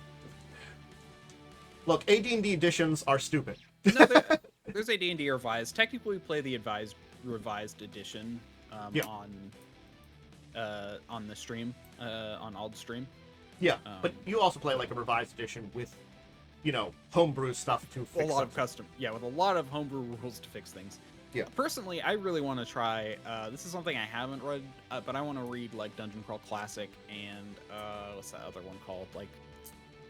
But yeah, there's like a few. There's like 2 or 3 good, like considered good successors, old school successors that like keep what people liked about it, but fix some of the jank. Yeah, I think like that's one that I definitely have had a little experience with. Dungeon Crawl Classic. It was one that I was reading up on the rules of. We were going to play a game of it. We made some characters for it. We never played it though. So that's what I can say. So I know some of the basic rules. I don't remember the basic rules because I never actually played it. And you know, it's one of those things you can read the rules, but actually playing teaches you the rules. It's 2 different things, you know? There's plenty of rule sets that I've read that I could be like, I probably really couldn't do much with it because I don't have the experience with it. But, yeah. So we do have modern successors to, if you want to, like, nowadays, if you're interested in exploring the older editions and stuff like that, that I can talk. And I'm skipping over 4th edition and 3rd edition 3.5 for now when we talk about this, because each of them is their own beast in a essence, you know? Like, I would say, like, if you want to get the feeling of 3.5 3rd edition, go play Pathfinder 1st edition. That's an easy one that's a lot more closer to modern nowadays. Has issues, but has a lot of that feeling and essence of what that was. It's not exactly the same, but close enough that you can get an idea of how it's played. 4th edition, just try that with a VTT nowadays and you'll be fine. It needs one. It's actually not bad. You know. That's so interesting. I totally just, like, I think Google might be learning that people hate their AI feature, and because I just found one and it's not at the top. It's like after several entries, which is really cool. Mm-hmm. That's where it belongs. Yeah, it's the Google AI thing. I hate when it pops at the top because, like, 99% of the time, it is not helpful to what I'm looking for. There is a 1% time where it is useful. Like, it actually helped me because it provided, like, the arrow flint. It just gave me a list of some old, like, swashbucklers from early 1900s, and I'm like, hey, arrow flint. That's the name I was looking for. Yeah. Personally, I'm going to be honest, it's actually helpful to me about 9 out of 10 times. But I would argue that's not a high enough success rate to shove it in my face every time. Yes. And I always have to scroll down and double check things anyway, because it can be very wrong sometimes. It can be very wrong. That's another reason why, like, even that, like, that's why I say 99% of the time, because I'm like, that's a good start. I have to like now scroll down and see what really is going on. You know, that's why, like, I recognize the name Errol Flynn. I just couldn't remember it. That's why it helped. But anyway, so when we look at AD&D nowadays, like, you can play it. At least, again, I think if you want to explore the Classic is another one. X-World, There's another one. I think we've talked about that in the past when we were talking about older editions. But like, the second edition revised AD&D is playable. It's fun. It's got some issues. Playing one of the successors, if you want to, that's a great place to kind of go over it. But it's the same kind of thing as I'm saying, like, those successors are equivalent to me saying, like, play Pathfinder 1E instead of 3.5 or 3rd edition. Yep. I would say play 3rd edition before 3.5 over 3rd edition. It's the same saying, like, playing revised 2nd edition over 2nd edition. There is a lot that's the same between all these, like, you know, between those two and the newer successors, but they are the origin point for them, and it's not bad to play them. I could pick up AD&D revised 2E and play it perfectly fine. I could probably play it, the original 2nd edition too. It's just the revised fixed a few rules here and there and did a lot of things. It was a facelift that the system kind of needed with the 2nd edition, but it wasn't like critical. And, you know, honestly, again, when there was a number of selling more books kind of thing. There's stories to be told.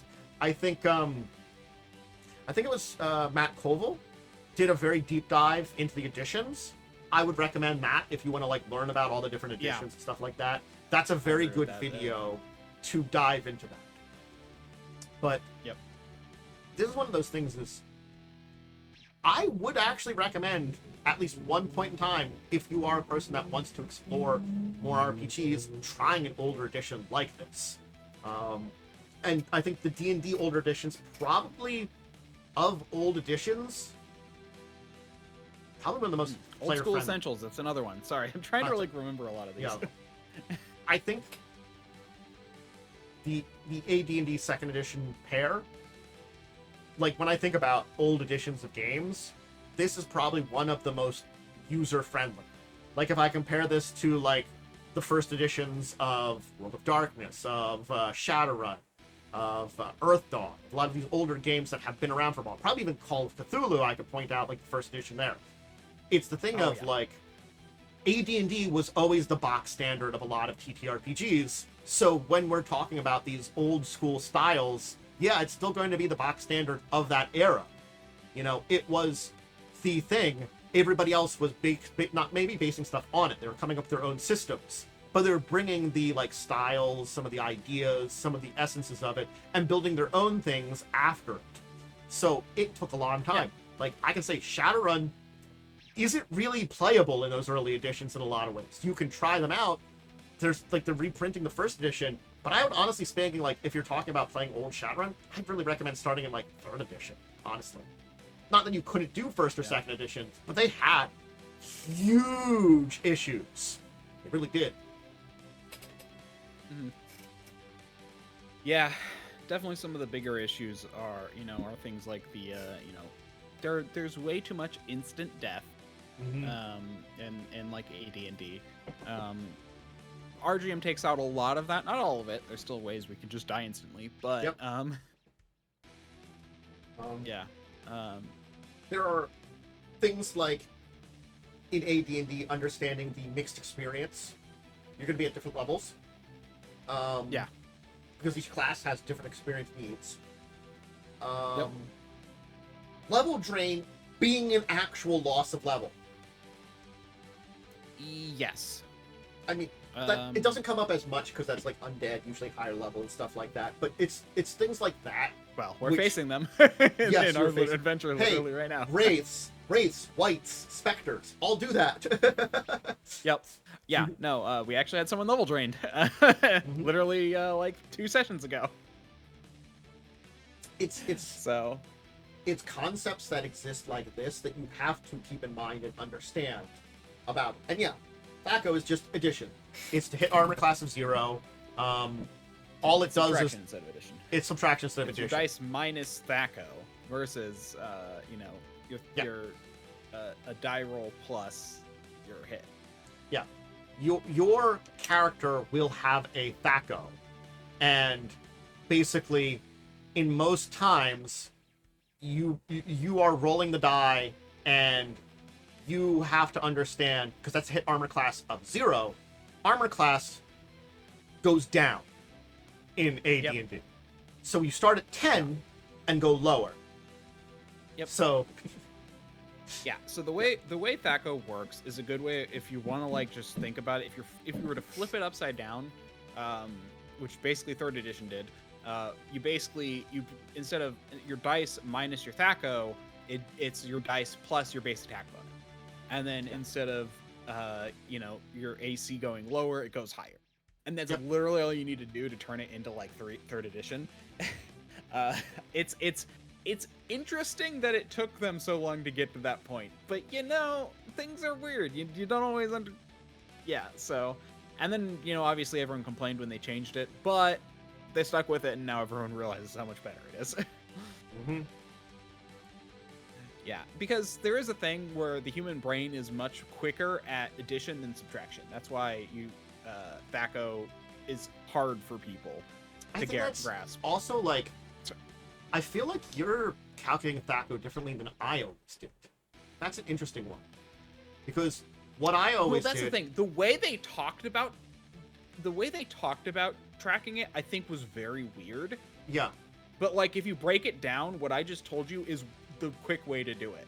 Because my quick way was, before I roll the die, I figure out the target number, because I have my d20 plus any kind of very few bonuses that I have, and I just basically take, my THAC0 is, let's say, 19. I'm trying to hit an armor class of 8. I subtract 8 from that. Or if I'm trying to hit like a -1, I add 1 onto that, and then I roll to get that number. I basically calculate my target number every time. Yeah.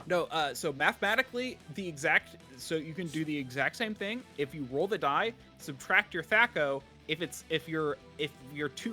that result is lower than the AC you're supposed to hit, you hit. Ooh, interesting. Exact same. Yeah. And that's the thing. The way they explained how to do it, it basically was how you did it, where you had to do a target number, then you had and that's why everyone hated it. But if you really break it down, do you mean subtract your number from your THAC0? So you subtract your THAC0 from your die. So let's say you roll a 13 and your THAC0 is 14. Yeah. Then you'd hit a -1 or lower AC or higher AC. But you wouldn't though, because you have to roll a 14 to hit 0, and you have to roll a 15 to hit to -1. A 13 would hit a 1.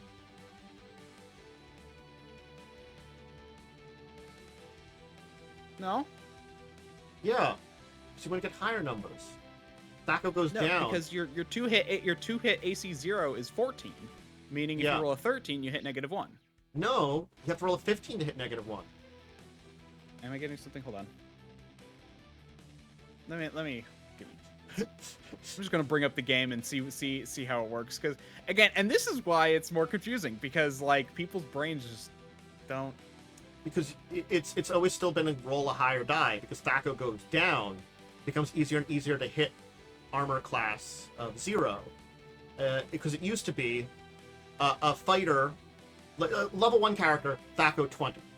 I basically had to roll a 10 to hit someone with AC of 10, and a 20 to hit someone with AC of 0, and anything below 0 I could not hit. You're right. I'm dumb. It's your THAC0 minus your die roll. Yes. Okay. Then that's. So I just flipped those two. You just flipped those two. That's fine. I that makes sense then. I was confused for a moment. But yeah, that's why I was kind of confused a little bit here, because I was like, I just do it this way, and I'm like, does that work? But no, that makes sense then. Okay. So yeah, THAC0 minus your die roll is definitely the one way to do it. I just figured out a target number and rolled for that too. That's what I always did. Both of those are perfectly fine for calculating it. I just looked in the game. That is the math. Again, it's technically easier math. It's either subtraction or, again, it ends up being subtraction because a lot of times ACs go negative. Yeah. Well, and that's the thing. Like, yeah. So it's like, yeah, if your THAC0's, if your THAC0's 14 and you hit, then you roll a 13, then you hit. It is subtraction, even what I was doing, because you're minusing the AC from your THAC0, and that if you're minusing a negative, it becomes a positive. So you're adding it to it. Yep. Yeah. So it's the same thing. They're reaching the different numbers. Mine's the target number, and yours is the Yeah, and that's what I mean by like the way you explain it is like super weird, because they're like you're supposed to adjust it based off the AC, but then like also sometimes you don't want the player to know the AC, so you have to like hide this, so you have to do the math, and it's just like what. Anyway, they explained it like the first, like I think they explained it better in second edition because it was closer to you can do it with math. But like in the first edition, it's like you had to have a chart, and then you had to move the chart based off your number to like get the right AC. And the thing is, I'm going to tell you, I think the chart was just basically the math. It was just they didn't tell you the math. Yeah, it was just a chart at the bottom of your like character sheet that you had to use. It's just with the math. Yeah. There are a lot of weird like percentages and stuff too that exist within older editions, and it's I think what it is a lot of it is not the most intuitive, combined with as we've become more intuitive, going back to that becomes scarier and scarier, and the farther we go into more into easier to understand mechanics and functions and stuff like that. And not to say there isn't complexity, but we've begun to understand how to layer that complexity from a simple place so it's easier to understand. Like you start with, rather than starting at like 5, we start at 1 and build into 5, a lot more nowadays. I think it is what it is. And I think that's kind of the way this works, unfortunately, with older editions AD&D. Well, again, like you can literally turn THAC0 into AC just by flipping the numbers, and it becomes addition instead of subtraction. It's like so much easier. Yeah, you can just flip the direction that enemy AC is, and then you can just turn the THAC0 into a base attack that it starts at 20, and the lower it goes is pluses. You can just do that. So like when I get to THAC0 10, I just have a plus 10. That's basically what they did in third edition. If your THAC0 is 18, then it's a +2, Yeah. So, it's, So, again, it's like, I think that's that is one thing that I think it's so much nicer that they changed. There are other things, though, I really like about AD&D, now that I'm playing it. Like, I kind of like, the way, like, I didn't really realize this, but, the way you have the two numbers, your attributes, you basically, if you roll an attribute roll, the rule is to roll a d20 and roll below. So 1 is a critical. But like, so like if your intelligence is 14, you have to roll a 14 or lower to succeed an intelligence check. And then you get modifiers plus or minus that, based on the situation. There are a lot of interesting concepts that exist in there that I think like we don't recreate nowadays, because I understand why. Some systems do. Some systems do, but a lot of it is like the ease of numbers, like I think is what it kind of can say, like a bonus, which again, like I am really happy with Pathfinder Remaster 2nd edition, because it's just you either are at 0 or positive or negative numbers. You know how easy that is to be like, this is the bonus you get to these type of checks, and then everything related to that.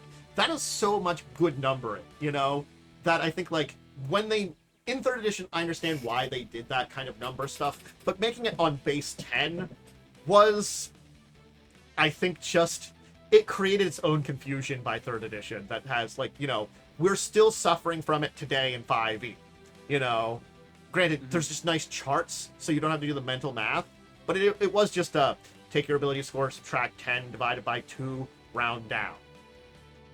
Unless you're negatives, and then it's like, negative version of that, too. Yeah. Round up for negatives, or down. Yeah, I mean, and 2E does not have a mathematical scale. It is literally just these numbers fit these positions, so you actually needed a chart. So it's like, okay, and like skills are very different. A lot of abilities you have are very different. And but what I was saying about skills, I wanted to go back to that just briefly. And like, so when you say like, oh, they they didn't, or they changed that. So there's basically two ideas in terms of rolling. There's personal checks and outside checks. Personal checks are your ability at doing said thing determines your abilities to succeed, whereas the outside check is like the target number is challenged against your ability to succeed. And that's kind of the thing where sometimes it's really nice to have that personal success where it's like, okay, I have a like, you know, Lankus has a 17 intelligence. An intelligence roll? Man, I almost always succeed. No, I actually fail them like half the time for some reason. But, you know, like... You've got a number that should succeed. Yeah. Yeah, so... Oh, gosh. So, I had to learn spells, I had a 95% chance of success, and I failed 3 times in a row. Yep. It's like, what? Like, I can't even be mad. Like, I can't even be mad. It's just so ridiculous. That is rolling a nat 1 3 times in a row. That's what it was on a Yep. D20. Yeah, Yep. I know. So, it's just, there's kind of a point where it's like, that's so statistically improbable that I'm almost like, it's very interesting. Mm-hmm. Yeah. That's the fun, and that's another thing. You had to like learn a spell, and if you fail, you had to like wait a level. That's another thing. Remember that? I do remember a bunch of these kind of things here too. And like, you really, unfortunately, you needed someone that could cast some kind of healing magic, because I'm sorry, natural healing was the worst in those older editions. Yeah, in a way, yeah. No, I agree. Like, there's literally no reason to do it. The need for the balanced party of... Well, the balanced party really was cleric, fighter, wizard, or something that could take those places, really existed, but very heavily back then. Thief kinda was there, but unfortunately there's a reason that Thief levels up a lot, because they kinda suck otherwise. Sorry, Thief. You're balanced out by having the lowest need to level up, the lowest experience. To be fair, they actually do play a very good role, and I like the way my GM uses it, where he will sometimes just roll for us, like in the background, to be like, "Hey, Lankus, you hear this thing?" Because I'm a thief and I have the detect noise ability. That's why he does it to me and Laftel. Lankus and Laftel, who are the two. I just realized the 2 thieves in the group have L's in their name, or L names. But yeah, so yeah, because I'm an illusionist thief, so I do so spells and stealth.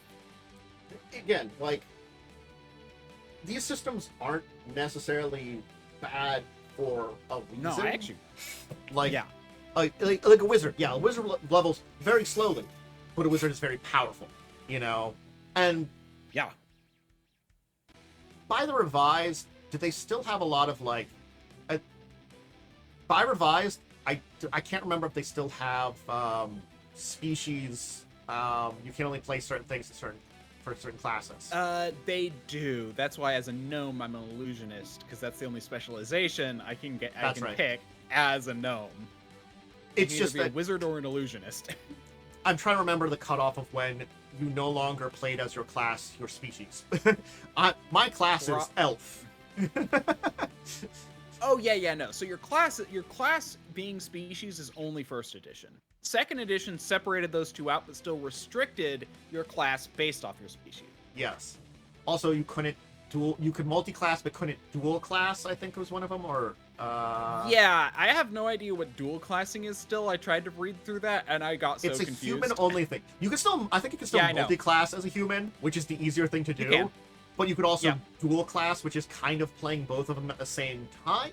I don't know how that exactly works off the top. I think I knew at one point in time, but I can't remember. Yeah, and that's the thing where I knew I wasn't going to play a human because humans are boring. So I didn't read that section super closely, and I honestly couldn't tell you anything about it. It's one of those things that I'm going to say, like, if you're playing any D&D video game from the 80s and 90s, it's a crapshoot whether or not you can play a non-human that just has a class, or there are some times where I've looked at and seen some of these games where you are still doing the first edition stuff of being like, you're an elf. That's your class. Yeah. Which an elf was basically a fight class. Yeah, well, the first edition elf was also just super powerful because it was a fighter wizard, basically. Yeah. But also, stat requirements for classes was a thing, too. So you rolled your stats before you decided to choose stuff. That is still a thing. Yeah. I think that was still a thing back in the end. In AD&D. Yeah. Yeah. In fact, I literally just scrolled past it, so I scrolled back up, and yeah, fighter needs a minimum strength of 9, paladin. And that's the thing, paladin's the hardest class to get, because you have to have a strength of 12, a con of 9, a wisdom of 13, and a charisma of 17 to play a paladin. And here's the thing. This is where the 3d6 down the line came in, but that was only... Even in the days of AD&D, you weren't always going to be granted 3d6 down the line. I remember for some early characters, it was just 3d6 arrange it as you have, which then you have a little better chance of getting some of these rarer classes, because then, like, oh, if I roll really terrible on one, I'm not automatically rolling to my strength, you know, like, because again, yeah. You get some bad rolls, then 3d6 down the line. To be fair, our GM allowed us to place them, so yeah, it wasn't down the line. Some other ones that kind of came up out of that thing is because again, by the time you got to 3rd edition, it was the 4d6 minus a dice was one of the things you started doing, and also so you average a lot higher. You average a little higher, and also I think 7 or 8d6. 7d6 was usually the one to subtract the lowest roll, you know, just to get rid of one really bad roll in there. Like the 8 was if you really wanted a little bit more. And again, that was all basing on like how much options for unusual classes, strength of characters you wanted, you know, those kind of things. But yeah, it's not necessarily terrible, because usually if you roll, you are going to have some options. Are there going to be a massive amount of options? No, but you know, most good DMs are going to give you that option of, you know, the rearrange your 3d6 as you want. Yeah, you might roll badly, but remember on 3d6, the average is 10. So, you're probably going to be at least to be able to play most basic classes. You will have some options. You might not be able to play that paladin, but you can probably play like a bunch of different ones at very least. You'll have some flexibility. Okay, dual classing. Okay, I just reread the section. So the way it works is so you play one class and you gain experience in it, and at some point you can switch to a new class. So basically, it's basically dip leveling. It's like I only want to have like 2 levels of cleric and then like 10 levels of fighter. You know, like you know how you do that in like nowadays. Okay. It's basically like that. Because normally multi-classing, you level up both, you get experience in both evenly. Yeah. But dual classing allows you to basically dip level. Because the multi-classing was I gained experience and I split that experience between my 2 classes, basically.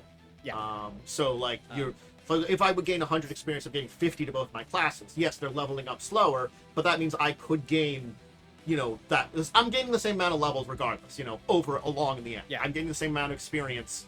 I'm just dividing. Which could lead to unevens. Like if I'm like, it's like for you, it probably will lead to 5'6". Yeah, you're 5'6". Yeah. That now, that's there, but that probably will, getting up closer to 20, that would probably like, you know, getting farther apart between those two.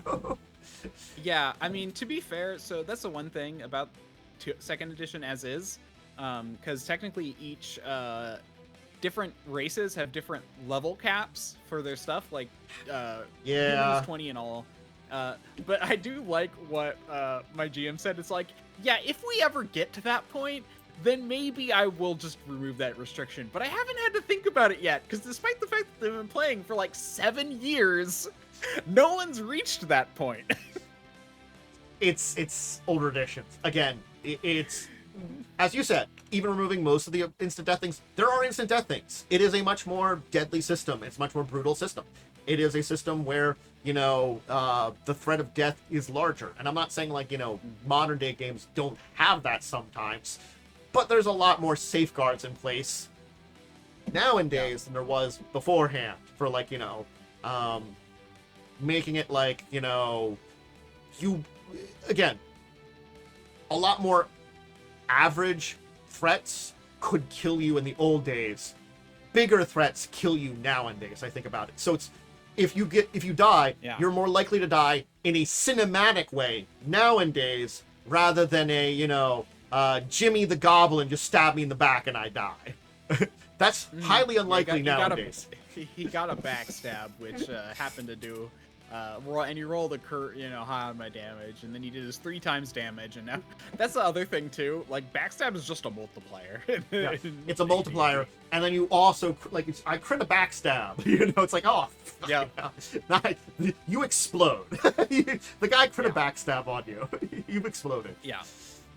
The one annoying thing though is that you can only backstab humanoids, so rogues literally lose one of their features against anything that's not a human.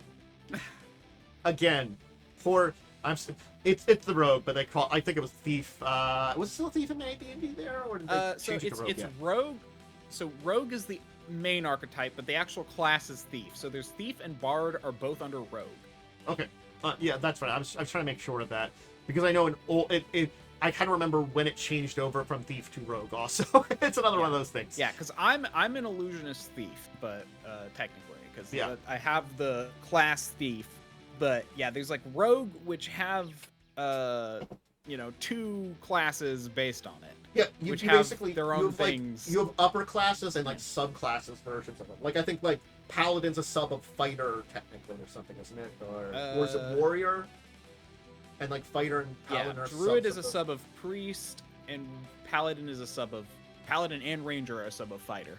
Yeah. God, it's just trying to remember these like older terms because it's the evolution of it. And again, it's another reason why when we say like if you really do want to experiment, which I would recommend at some point in time experimenting in these old things, at least as a learning experience. I'm gonna be honest, it is fun. Like, these systems are fun. I can see why they were popular. Yeah. There is a lot of jank, which would become very frustrating. Like, that's the thing. I'm relatively, like, I've been playing it for, like, 3 months now? I'm still asking questions, like, every session. Yeah. Like, wait, so what modifier do I get to attack into melee? What's the modifier I get for, does this spell do this? There's still a lot of things with the system which can be a challenge. So it's kind of one of those things is, I do recommend you play with someone who has taken the time to, like, you know, dive into rules, either watch people, learn people, talk to people that know about it. You know, it's like, for me, I would have to go back over the rules, but I did know the rules for 2nd edition. I think the revised version of it. So sort of like, I would have to like refresh myself before running it, but I could run 2nd edition, I think, pretty well. I might have to reference the books, but I have to reference stuff nowadays. You know, it's sort of like, I have to pick up, like, you know, I have to go to Archives of Nethys for Pathfinder 2nd edition nowadays. So you're not going to get beyond that. Sometimes you just be like, what the hell does this do? That happens for everybody, from player to, you know, people running it. You're not going to memorize everything. You're just going to have to be well enough that you're prepared for anything. And it's one of those cases where that was true. Yeah. But yeah, the reason Bard is a subset of Thief or Rogue, like so technically they're not like a subclass anymore. It's just they're both under Rogue, so both get the thieving bonuses and the thieving skills because they're both rogues. But then one allows you to have spells, and the other one allows you to backstab. Yeah, it's kind of like there's like a. It's kind of like subclasses, except there is a lot more archetypes. They're kind of like archetypes, yeah. I think it's like there are still heavier divisions between the two than there would be in like when we think of like the modern day kind of splits up, you know. Yeah, because they have to explain them both separately, but yeah, it's just there's like a core beginning spot, you know, just like, you know, Paladin is very different than a fighter. But it starts out with the I stab stuff with sword. You know, that's that kind of basic start off that you move off into another direction from. And like when you think about it, that's how it works nowadays. The I stab stuff with melee weapon is kind of what a paladin does nowadays, and so there's just more nuance, definitely. Yeah. But yeah, I do think that it's worth checking out, worth knowing about, worth trying out on your own. It might not be for you because it is got a lot of jank, a lot of age, you know, and there is some issues that might come up. But playing with someone that has a little familiarity and just trying out like a small adventure might be, I would recommend it as something that's fun, revisiting a little bit of history and understanding history. And even like, again, focusing on, if you want to try these out, start with revised AD&D, 2nd edition. That's where you should start. Yeah, also, bards can't pick locks or detect traps. Yeah.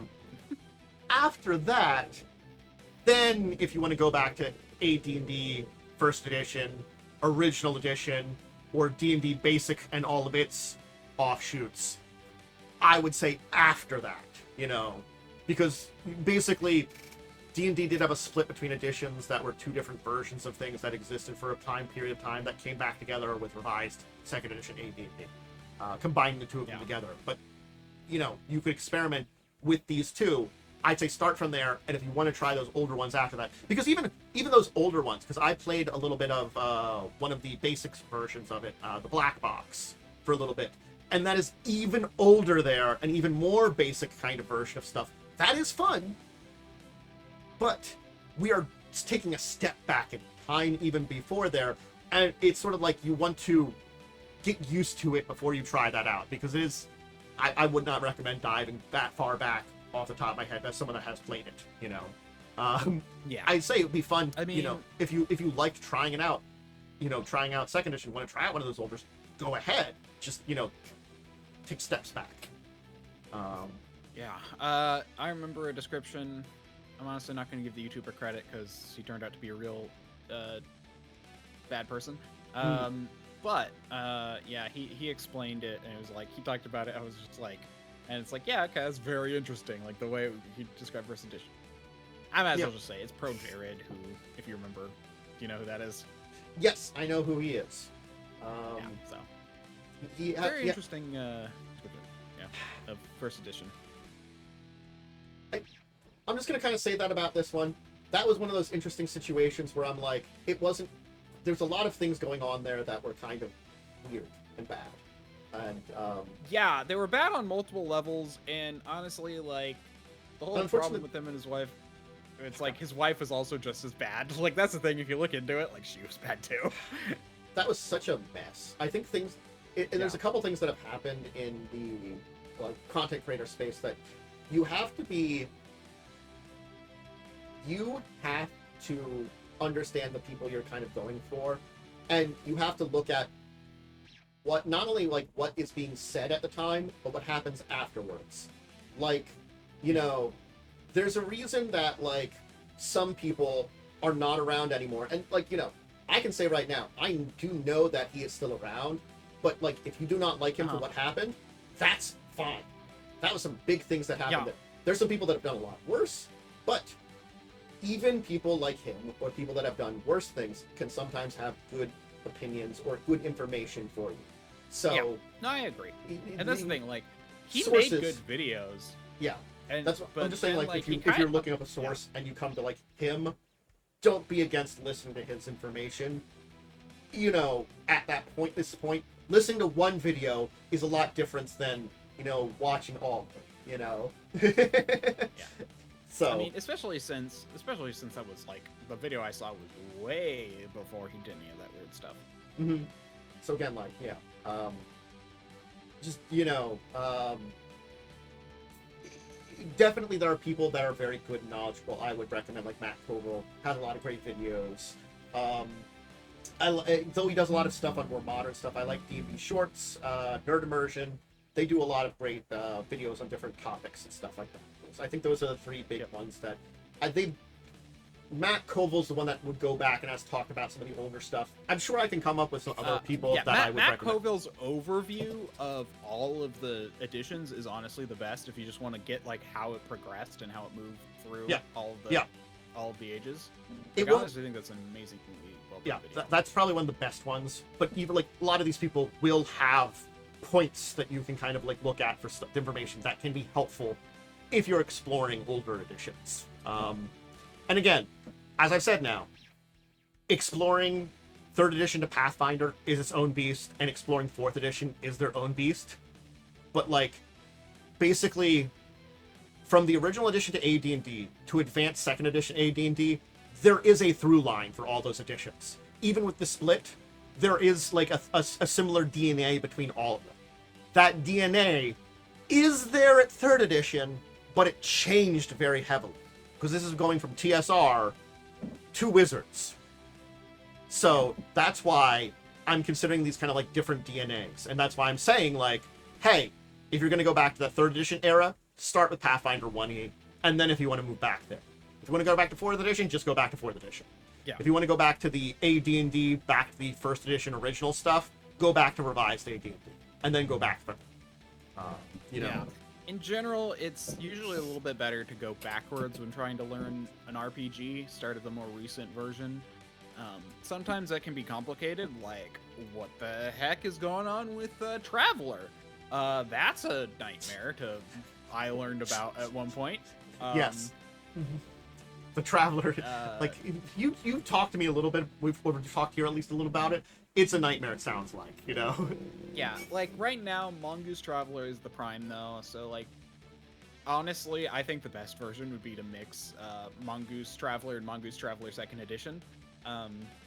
But then if you go to 5th edition, 5th edition is based off the 4th edition, which has no relation to other editions. It's like, oh gosh. It's, understanding where all this kind of mess comes from for a game is also helpful for if you want to explore some of these things. I think that's a thing too. In general, I would argue the most recent versions are usually the best because they've been revised and fixed. And, you know, even if things are drastically different, like, that's the thing. Like, the Traveler has been a 2d6 system for, like, ever.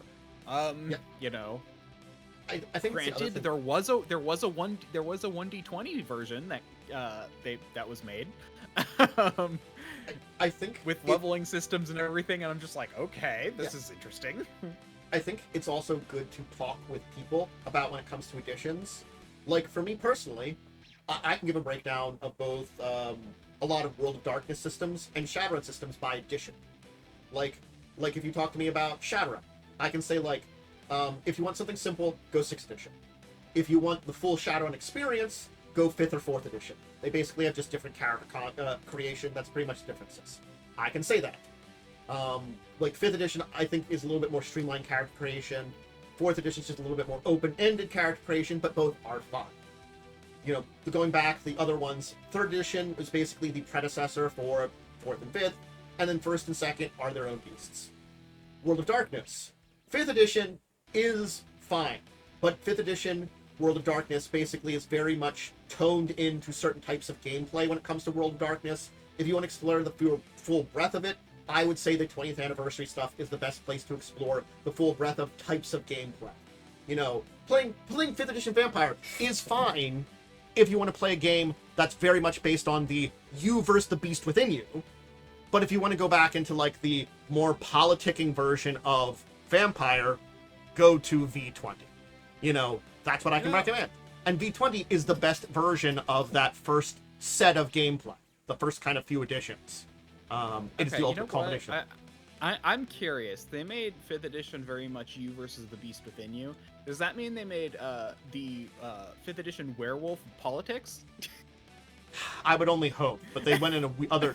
They kept it the same kind of thing also, but that was always in there in that. But they also kind of like just like they wanted to dismantle a lot of stuff. I feel like is one of those things because Vampire they dismantled a lot of the power of the politics. You know, like there's the new Inquisition that's against you, and a lot of the groups have been broken apart, and there's threats are different now, which. Again, like, I have positives and negatives, but, like, they kind of rewrote things entirely in Werewolf, and, like, it's kind of the Werewolf it was, but also, like, I'm gonna admit, like, it's kind of like an entirely different world now. where between 5th edition and V20, it is the same vampire world. It's the same world of darkness. Like, it only kind of is the same world. It's kind of weird, you know.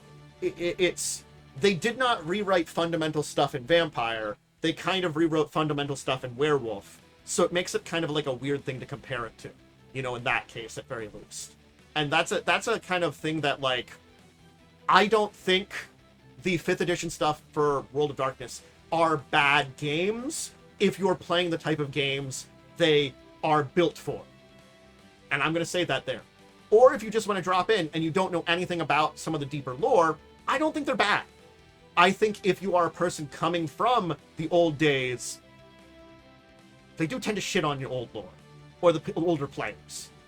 I think that's where I take a problem. They kind of do that to the older players for the editions in a lot of these times. It's built for new players, which is fine to do, but I don't know why they're doing it that way, you know, for a lot of reasons. At least for someone that is has been around there for that. It's kind of like they did that the same for like Shadowrun 6th edition. Shadowrun 6th edition is a very basic form of Shadowrun that does feel it's built more for new players and not for veteran players. And yeah, which is so weird because they recently released stuff to make it more like complicated again. Yeah, they've been like after like years, which is just like, why? They've been adding that complexity back in, and I'm like, yeah, because we that were the older players didn't mind if you simplified it, but they took it's like they went 5 steps instead of like 2. We would have been fine with 1 or 2 steps to simplify things. We understand it was complex shit, but we didn't take like 5 or more steps. You're skipping over some things and just simplifying it too much. You know? Yeah. And being new player friendly is fine. I like that, you know? But it's just the difference between it, you know, sometimes. And I think the new player experience is like, even a veteran player in the right game, I think I would be fine with a 5th edition game. I would have to know that game's coming in there, and I'd have to know what we're playing. You know, like a Vampire 5th edition, I think I'd be fine with. Hunter 5e, I think I'm fine with. Werewolf 5e, I think I'd be fine with playing, even though I'm not a fan of the way they do a lot of things there. Again, it's like, you know, you're not a fan of it, but you can still play it and it's fine. And they're not bad systems. Yeah, I think 5e drove the simplification of Shadowrun 6th edition. I think that's kind of where you get that one. So, I mean, in a way, that's also kind of why 5e is so much simpler than even 4e. You know, there just kind of was a drive at that time. Yeah, and I think because the problems with 4e, they wanted to do something that was a little return to form, and 5e is in a lot of ways a successor to 3.5 and Pathfinder combined, because they took a little bit of Pathfinder, a little bit of a lot of 3.5, a little bit of Pathfinder, a little bit of 4th edition, and then they kept it like to the most basic, and that is really what 5e D&D is. So I can say 5e D&D, if you've played that, you kind of understand the basics of what's going to be happening back in 3.5 and even Pathfinder. Granted, again, levels of complexity in there, but you understand it at least. 4e, there's some steps there. And that's the thing, like, I don't even think 5th edition was really even all that complicated. Like, I don't know why they had to simplify it. Yeah. Because that's the thing. 5th edition came out right after D&D 5e, but I think the success of 5e made them want to make a 6th edition that was even simpler to try and grab that crowd. Yeah, from Shadowrun. I don't think it really worked for them, though. Yeah. Also, I'm actually surprised. 6th edition came out in 2019. I thought it was earlier. I thought it was like 2015. No, 6th edition is pretty new. Again, they've had enough time to fix up a lot of things and add a lot more of that complexity back. And I think Shadowrun 6th edition is better now than what it was when it first came out, but it took time. And even then... You also need to buy supplements. Even then, as I said, the times I check out supplements for Shadowrun 6th edition now is technically a lot of the stuff that has like lore updates, because the world is really cool and I like the Shadowrun world a lot more than I like the system. I've always liked it more than I like the system. Sorry, Shadowrun. You know, I kind of agree. Maybe one day you'll find that perfect like balance between the stupid complexity you started with and like ease. I still have an idea for a character that I want to play, but that requires me to play a dragon, but just work with the GM to not play a dragon while playing a dragon, because it's like, so my idea is that like, okay, so I want to explain my character. You can play a dragon in 4th edition. It's not technically, easy. yeah, there's a way. There is a way. But like, yeah, but the idea is that like it's like a dragon who's always transformed into a human, who's like trying to hide from his parents because he's a rebellious teen, basically at like, I think like 50 years old. Well, and like playing the Shadowrun. So it's like anyway. So like I have the ability to, but I wouldn't use it, kind of thing. That's my idea. Had stuff that's played like that because I had someone in a 4E game try to play an AI. You know how they try to play an AI? They bought a robot bot. There are rules for like basically. No. What they did was they bought the high-end sex bot that exists in Shadowrun and repurposed it into like an actual body. Because the high-end sex bots in Shadowrun are basically, indistinguishable from people in a lot of ways. So he wanted a actual body. That's fine. I know, it was kind of like, I'm like, this like, he's like, I want to look like a person mostly, and the only way to do this is to buy this. And I'm like, yeah, I makes sense. You got yourself a robot body. But I just like the idea of like, it's like, no, Dad, I don't want to be a CEO. I want to be a Shadowrunner. Like, I'm going to go on adventures with my friends. They're cool. There's an elf and a dwarf. They're cool. They can use magic, man. Yep. One of them's a ninja. And another makes fireballs. Yeah, I know I can do that too. We're all cool. We're Shadowrunners. Anyway. So that's my character idea. I want to play that at some point. Yeah. Again, targeting this back because we kind of use this as an example of kind of things. This is it makes it that like exploring older editions of any game is great, but D&D is that one that like you get a sense of what was going on in that time period, and you get a sense of where a lot of what we know as role-playing came from. Because even though it is technically drastically different, the backbone of 5e, it exists in 1e. It's there. Yep. It's just, I wouldn't go back all the way because you're gonna have. It's too much of a shock. Take those steps back, mean, you know? You can see it in ability scores with THAC0. You can see it in, a lot of those magic, the bonuses. spells, some of the basic systems, Yeah, saves that exist, magic. Yep, Granted. the magic system. Yeah, it's all there. Yep. It's there. All right. Let's just finish up today. We've kind of reached that time. We should talk about our week in gaming. That didn't switch over. But there we go. So, did you do anything other than our 2 games? The games that we did together, and then, today? I don't think I did anything extra role-playing. We didn't. We played on Wednesday. Yeah, but we didn't play on Sunday. No, I meant today. Today or last Monday. We're playing tomorrow. For Oh, Joseph. you said we. Okay. Yeah. Sorry, I thought that's why you said 2 games we played in, and I thought you meant. So okay, yeah, the one. I meant between us. Between us. Yeah. Sorry. Okay, that makes sense. Mm-hmm. Yeah. Besides that, no. No. Okay. I don't think I did anything else this week. It was a quiet week of various busy things. I do keep getting tempted to like try to organize a Magic game or something, or maybe some tabletop game. I just don't. But Wednesday we had Fall of Abbotsfell. I think it went well. I was planning a few things and I used them, and I was playing off of your plans, and I think it went well for your kind of ideas for like, I present a problem. What do you come up with to try to solve that problem? I like how terrible all my plans went. It was fun. There's a lot of terrible rolls that were kind of hilarious. But long story short, the plan to get every civilian out of the siege across the river that's behind the city was relatively successful. You got most of them out alive. So you saved most of the citizens of the city. It was a good rescue plan in the end. Yep. And I'm glad we're at where we at, because I kind of had set things up. I wasn't sure, because Joe has the feeling of where to go. He could have just followed that. I'm not going to lie. He could have just followed that and probably found your way there. But I don't mind you going to the big city. I didn't know if you were going to do that. I was leaving that open, that both were an option. You could have raced there. 100%. You know, I'm going to tell you, there is a time aspect to everything going on that I'm keeping track of. It may change where things will happen in order, but basically, in the background, things are going to happen.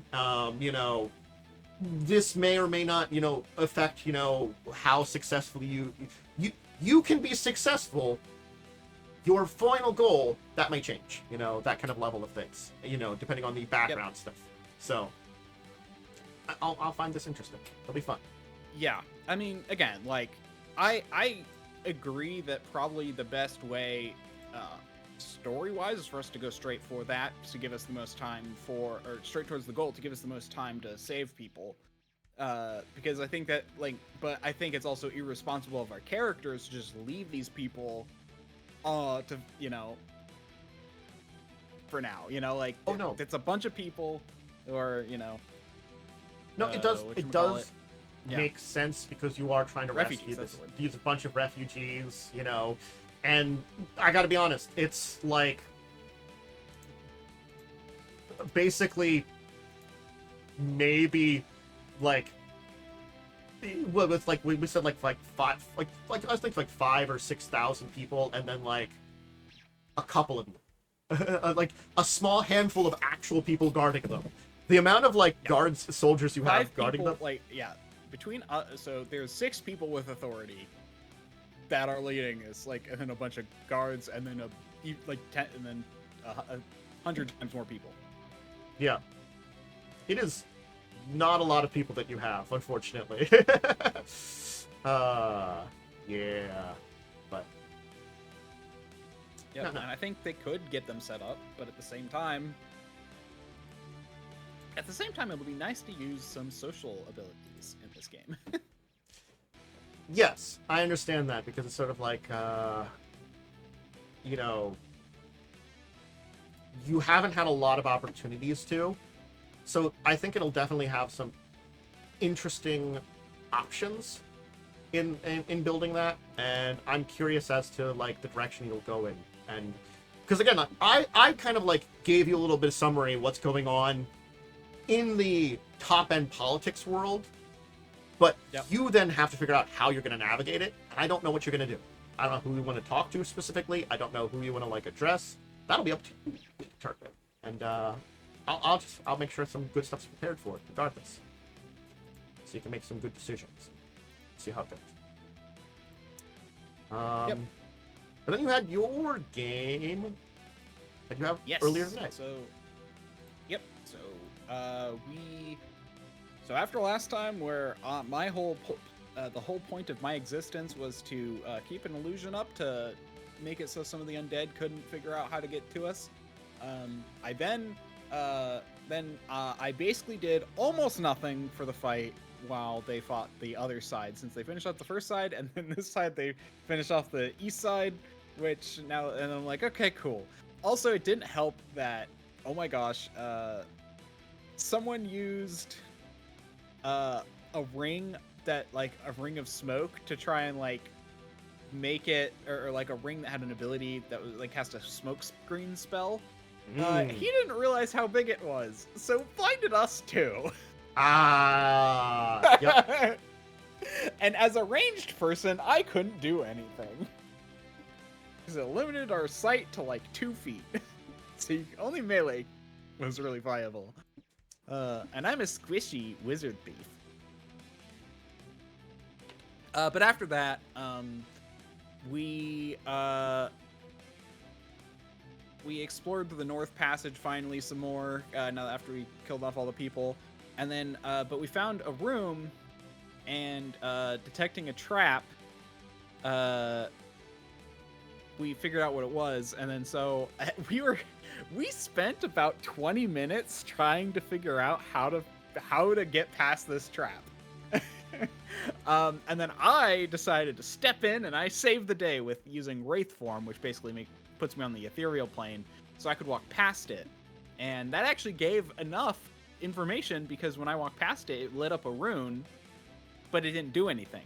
And then we figured out that it was it only activated when living people, not undead. And being on the ethereal plane, the Wraith form spell makes you appear undead to magic and other undead creatures and stuff. So that's why we figured it'd be safe. The other reason it was potentially safe is because if it did fall on me, I was an ethereal. I was a ghost basically. So falling rocks wouldn't have killed me. But yeah. And then so the way we got past that is by using one person's necklace of non-detection that we literally just like tossed across. The other person put it on, walked across, took it off, threw it across. The next person put it on, and that's how we got across the trap. Fun. And we got into the next room, barged in, and final boss fight. But that's where we ended. Cliffhanger. Ooh, cliffhanger. It was nice to feel like very useful though. Like I was very useful, especially as a low-level character. I often am not the solution. For once, I'm the solution. I mean, for 2 sessions in a row, I was the solution. I held off one whole side with illusions, and then I passed through. Nice. Granted, I played video games during the rest of the combat, which was a lot of the session, because I couldn't do anything during the combats. Yeah. Yeah, I can see that happening sometimes. And you're just like, well, it's definitely a thing that, like, I can't say I have not been distracted when I'm not being able to do something, but I have been, I think, pretty better on it. Usually. Yeah. Well, that's the thing. Like, I generally pay more attention to the game when things are actually going on. Like, I actually closed the game when the fight was over. I mean, like, I'm not gonna lie. The giant combat we had in Joe's game, I was like, half distracted because I was like working on some other stuff because, like, I'd wait for like a million rounds to respond to anything. It's like, yeah, it's long. It was a long combat, and I think things like that distract you more than like when you're doing role playing stuff. And Yep. It's you can only sit there so much listening to die rolls and like people like doing damage. We're not particularly doing something that's like interesting. Yeah, I feel like 5e goes a lot faster. 2e is just like every spell has like 10 pages of rules. Every every action has to be planned at the beginning of the turn. So when your turn comes and something's different, you have to think about how to get around that and still do your action. It's like, I rolled my initiative to use my sling, but the people who we killed are dead. And now I'm just like, okay, let's see what I can do now. I also, I did get the final kill on the final enemy because the GM was nice. Actually, the GM just didn't want to have to roll initiative and go through the whole initiative process again. For one creature.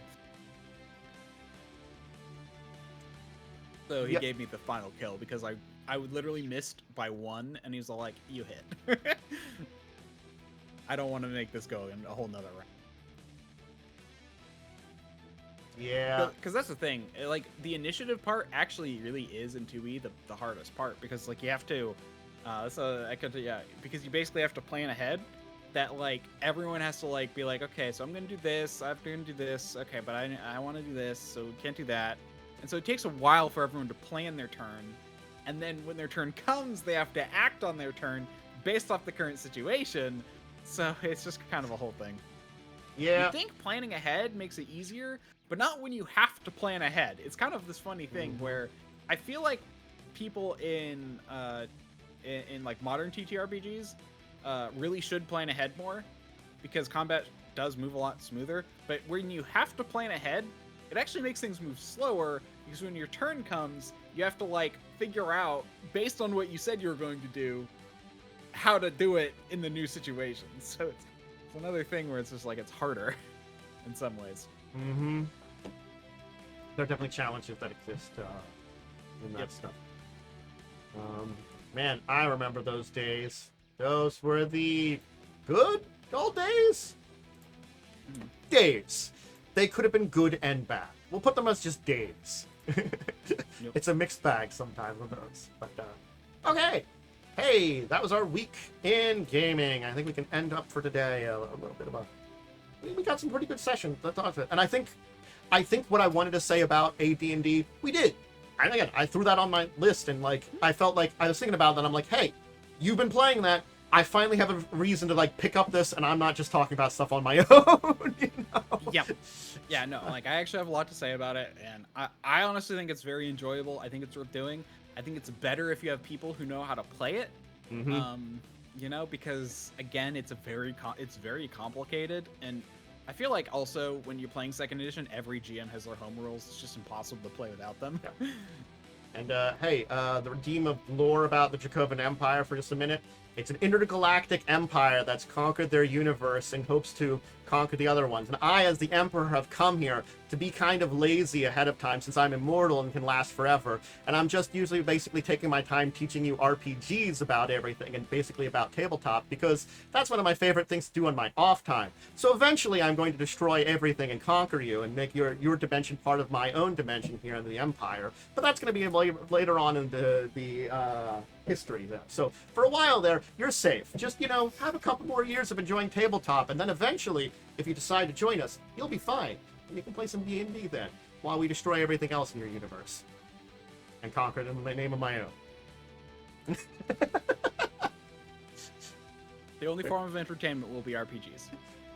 Technically, there's some other stuff there too, but that'll be the great one. Look, you know, I'm not getting rid of tabletop and video games. Those are great things. You know, they're in every dimension. All the best dimensions have it. All the best dimensions have tabletop and video games. Anyway, thanks everybody for joining us today. Hope you enjoyed it. We can head off. Worm, why don't you give your shout out then as we end up here? Yep. I'm DiamondWyrm. You can find me on twitch.tv/DiamondWyrm or at DiamondWyrm on Twitter and Blue Sky, and DiamondWyrm9234 on YouTube. My next stream should be tomorrow, which will be Sunday at 10:30 a.m.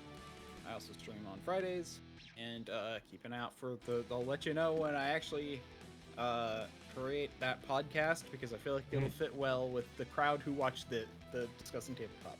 Yeah. You know, I'll probably work on some things eventually. Maybe even a little free time this weekend in between Joe's game. I might have a little free time tomorrow or Monday. I'll see that. Like, this is like one of those few times that I'm like, I got free time. One of those rare times I might be able to work on some stuff. We'll see. Anyway, yeah. So I'll definitely be back on Tuesday. We'll finish up. We'll do some more Stellaris, and I'll discuss and figure out how far we're going finally, since I'll get a good session in. And whether or not I want to continue playing that, or if I want to replace that or add something else in. You know, maybe I could. There's a couple different options there, so I'll figure it out. We'll discuss it. That'll be Tuesday, but hopefully expect a little bit more of that Stellaris game, which I hope you will have enjoyed. Anybody watching it? I've been trying to talk about it, though I'm not always good at remembering what to say about it to, like, you know, teach people about what's going on. But I've been trying to do that a little bit. You know, be like, oh hey, this is what we're doing. This is why I'm doing it. All those kind of things. Everybody, I guess, have a great rest of your day then, and great rest of your weekend, and join Worm when you can join him, join me when you can join me, and then till the next time, farewell to everybody. Bye.